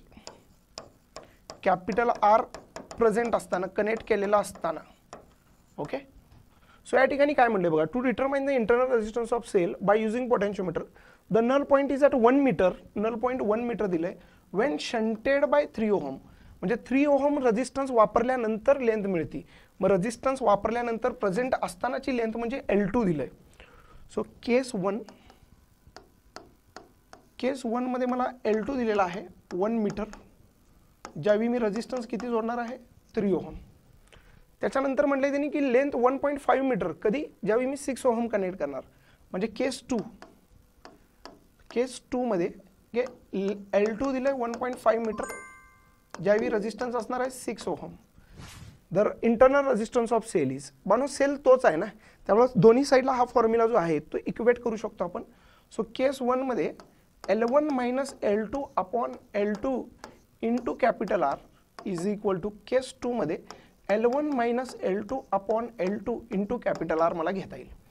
So case 1 मधली लेंथ L1 माहिती नाही आहे, L2 1 आहे, येस, आणि capital R is how much, capital R is 3. L1 माहिती नाही आहे, L2 इज 1.5, इथं पण येईल 1.5 आणि R इज 6. सो बानो आपण ह्याच्यावरून L1 काढू शकतो. आणि एकदा का L1 मिळाला तर खूप सोपा आहे. L1 मिळाला तर स्मॉल आर कसा करणार, L1 minus L2 upon L2 into capital R. So दोन्ही कुठलीही केस घ्या, केस 1 किंवा केस 2. सपोज मी केस 1 घेतली तर केस 1 मध्ये मला L2 अवेलेबल आहेच 1 मीटर, कॅपिटल आर अवेलेबल आहे 3 ओहम. फक्त गरज होती L1 ची, आणि तो L1 मला ह्या कॅल्क्युलेशनवरून सॉल्व केल्यानंतर मला L1 मिळतो. सो तो L1 इथं वापरा. एखादा केस 2 ची घेणार असेल तर केस 2 चा पण डेटा घ्या, आन्सर सेमच येईल. Okay, next. In potentiometer experiment, the two cells of EMF E1 and E2 are connected in series. The balancing length is 64 centimeter of the wire. Okay. So दोन सेल ज्यावेळी मी सिरीज मध्ये जोडतोय, series मध्ये, त्यावेळी आपल्याला माहिती आहे की नेट नल पॉइंट लेंथ समजा L1 मी पकडली सिरीज मध्ये, तर ती दिलेलं आहे 64 सेंटीमीटर. जर मी एखाद्या सेलची पोलॅरिटी बदलली, पोलॅरिटी जर बदलली तर सिरीज म्हणजे सम मोड, काल आपण बघितलं होतं सम अँड डिफरन्स मेथड. तर एक पोलॅरिटी बदलली तर डिफरन्स मोडला जाणार ते. सो डिफरन्स मोडची लेंथ दिलेली आहे किती, 32 सेंटीमीटर. E1 बाय E2 विचारलं बघा, सरळ फॉर्म्युला बेस्ड क्वेश्चन आहे. E1 by E2 is L1 plus L2 upon L1 minus L2. So 64 plus 32 upon 64 minus 32. So हे होईल 4 आणि 2 6, 6 आणि 3 9, 96 आणि 32. सो हे येणार आहे 3:1 Bano. Delta is the answer. Okay. So काल आपण बघितलेला आठवा सम अँड डिफरन्स मेथडमध्ये तोच डेटा होता की दोन सेल्स अशा पद्धतीने कनेक्ट केले असते E1 E2, तर याला आपण सम मोड म्हणतोय. जर मी एका सेलची पोलॅरिटी बदलली म्हणजे सिच्युएशन अशी होईल, तर या ठिकाणी नेट EMF असतो E1 मायनस E2 डिफरन्स. मग सम मोडमधली लेंथ असते L1, डिफरन्स मोडमधली लेंथ असते L2, आणि मग पुन्हा फॉर्म्युला वापरून आपण हे सॉल्व करू शकतो. Next. The resistance of potentiometer wire is 2 ohm per metre. अच्छा ठीक आहे. सो रेजिस्टन्स दिलाय मला वायरचा, रेजिस्टन्स ऑफ वायर दिलेला आहे 2 ओहम पर मीटर, एका मीटरला 2 ohm. A cell of EMF 1.5 volt balances at 300 centimetre. 300 centimetre. अच्छा ठीक आहे. एक सेल आहे ज्याचा EMF दिला आणि तो कितीला बॅलन्स होते, 300 सेंटीमीटरला. 300 सेंटीमीटर म्हणजे किती, 3 मीटर. एका मीटरला रेजिस्टन्स 2 ओहम आहे, तर टोटल रेजिस्टन्स काय होणार 3 मीटरला. एका मीटरला 2 ओहम, तर 3 मीटरला किती हो 6 ओहम.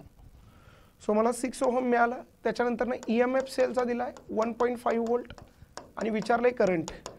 सोपा आहे रिलेशन. EMF म्हणजे व्होल्टेज ट्रीट करा तुम्ही. V दिलंय तुम्हाला, R दिलंय I is equals to V upon R, that is 1.5 upon 6, that is 15/60.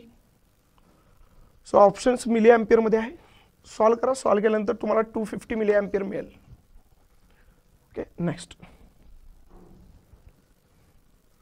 In potentiometer experiment, the balancing length is 8 meter when two cells E1 and E2 are joined in series. बघा पुन्हा सम and difference मेथडवरचा question आहे.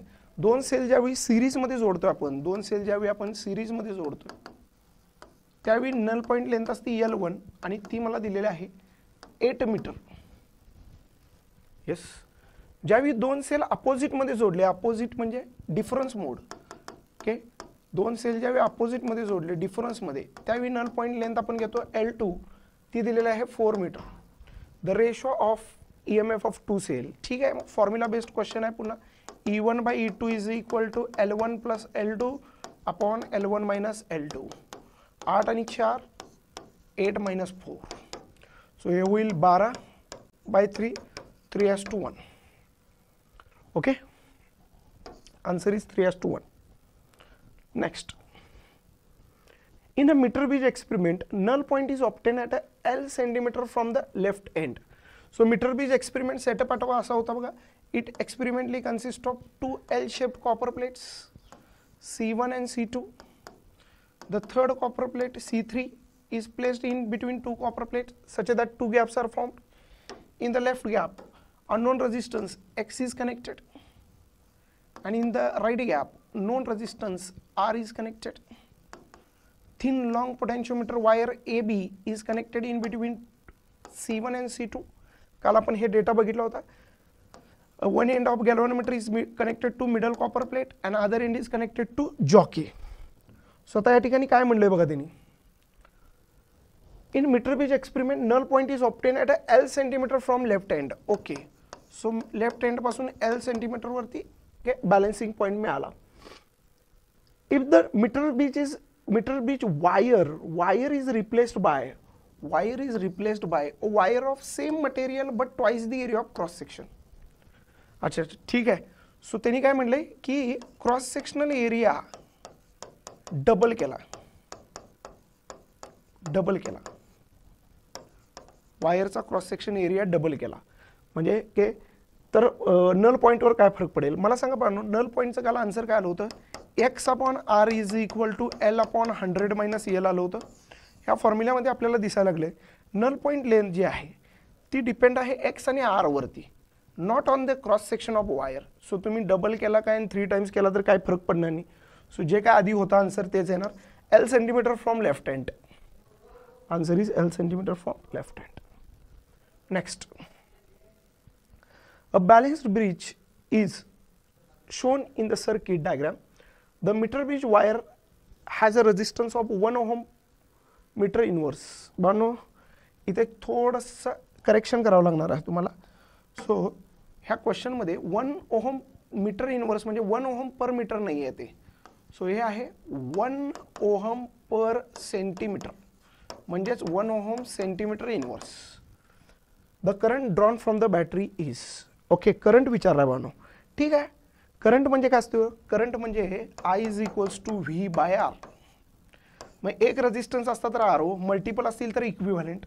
मग V म्हणजे voltage दिलंय काय, दिलंय 6 volt. मला फक्त रेजिस्टन्सची गरज आहे. तर त्याने असं म्हणलंय की 1 सेंटीमीटरचा रेजिस्टन्स आहे 1 ओहम, तर वायर कितीची असती 100 सेंटीमीटरची. मग टोटल 100 सेंटीमीटरचा रेजिस्टन्स किती असणार आहे 100 ओहम. बरोबर. मग आता मला सांगा इतर रेजिस्टन्स आहे किती 4 ओहम. इथं किती असणार आहे 40 सेंटीमीटरचा 40 ओहम. 60 सेंटीमीटरचा किती असणार आहे 60 ओहम. हा काढता येईल का. येस, ब्रिज बॅलन्स आहे. So 4/40 is equal to Y upon 60. Yes, 0 ने 0 ला कट केलं, 4 ने 4 ला कट केलं, Y आलं 6 ओहम. सो आता हे सर्किट असं आहे बघा, 4 ओहम आणि 6 ओहम सिरीजमध्ये आणि त्याच्यासोबत खाली ह्या दोघांचा मी एकच बनवतो 40 + 60 दॅट इज 100 ओहम. सो वरती येणार आहे 6 + 4 दॅट इज 10 ओहम आणि खाली येणार आहे 100 ओहम. सो हे दोन पॅरलल मध्ये आहेत. ओके, सो पॅरलल मध्ये असतील तर यांचा नेट रेजिस्टन्स काय येईल? आर इक्विव्हॅलेंट येणार आहे 10 × 100 अपॉन 10 + 100 म्हणजे वरती येणार 3 0 आणि खाली येणार आहे 1 1 0. यस, मला आर इक्विव्हॅलेंटची गरज होती, तो इथं पुट करूया. आय काढता येईल. Therefore I is equals to V upon R equivalent.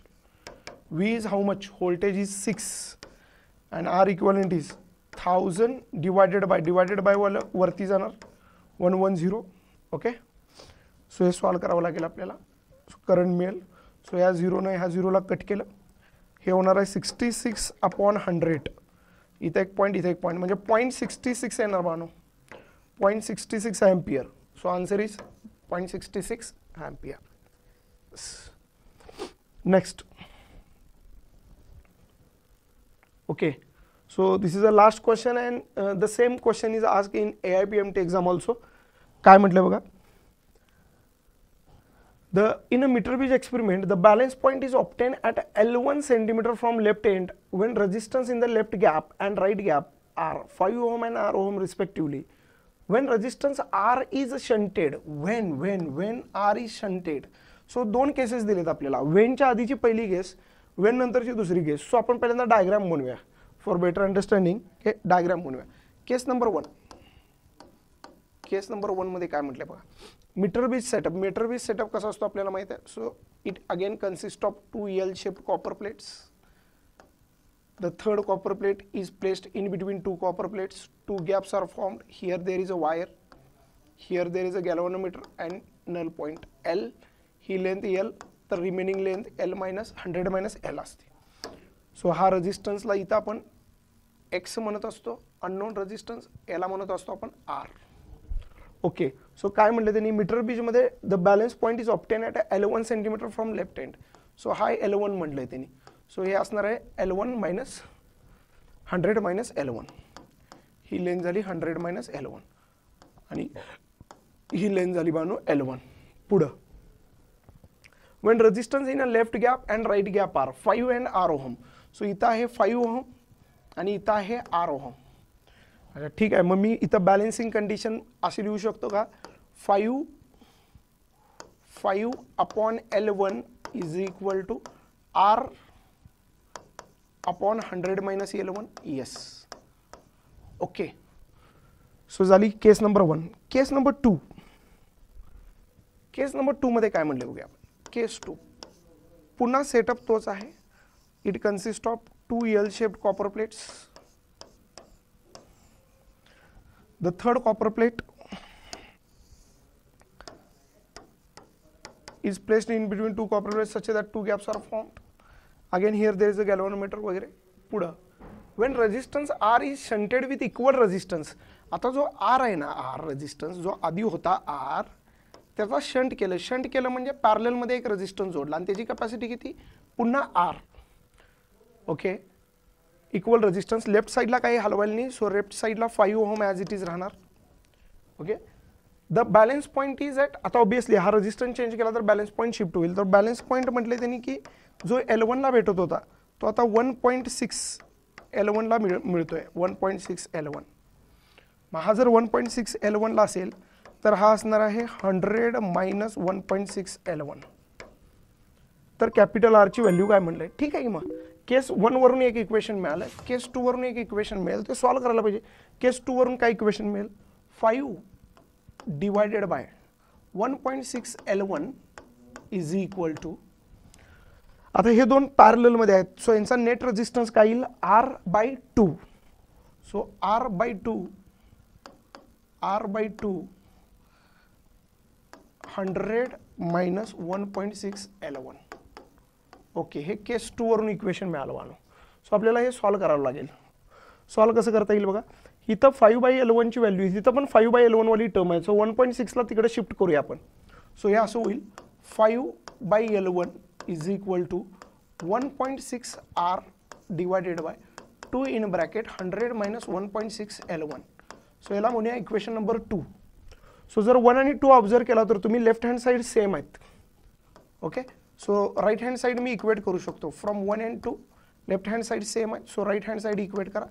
R/100 minus L1 is equal to 1.6 R divided by 2 into 100 minus 1.6 L1. Okay, so यामध्ये काय कॅन्सल होत आहे, आर कॅन्सल होत आहे, आर कॅन्सल करूया. त्याच्यानंतर ना के सॉल्व करूया पुढे. ह्या 2ला इकडे शिफ्ट करा. सो हे होणार आहे 2 into 100 minus 1.6 L1 is equal to 1.6 100 minus L1. So हे होणार आहे 200 minus 16 × 32 3.2 L1 is equal to हे होणार 1.160 minus 1.6 L1. सो ह्या 3.2ला तिकडे शिफ्ट करा आणि या 160ला इकडे घेऊन या. So 200 minus 160 is equal to 3.2 L1 minus 1.6 L1. So हे होणार आहे 40 is equal to 16 × 32 1.6 L1. So L1 मिळाला 40/1.6. ओके, म्हणजेच 400 डिवायडेड बाय 16. ओके, सो 16 × 32 होईल 8 आणि 6 × 80, सो 25 सेंटीमीटर येईल. ओके, ठीक आहे. सो हे जर 25 सेंटीमीटर मिळालं L1 तर मला काय पाहिजे, कॅपिटल आर. मग काय विषय नाही, कुठेही पुट करत ना कॅपिटल आर मिळून जाईल. सो इथं व्हॅल्यू सपोज मी पुट केली. ओके, put L1 in equation 1. So मला मिळेल 5/25 is equal to R/100 minus 25. So हे होणार आहे 5/25 that is 1/5 is equals to R/75. So capital R is equal to 5 1s are 5 6 15 ohm.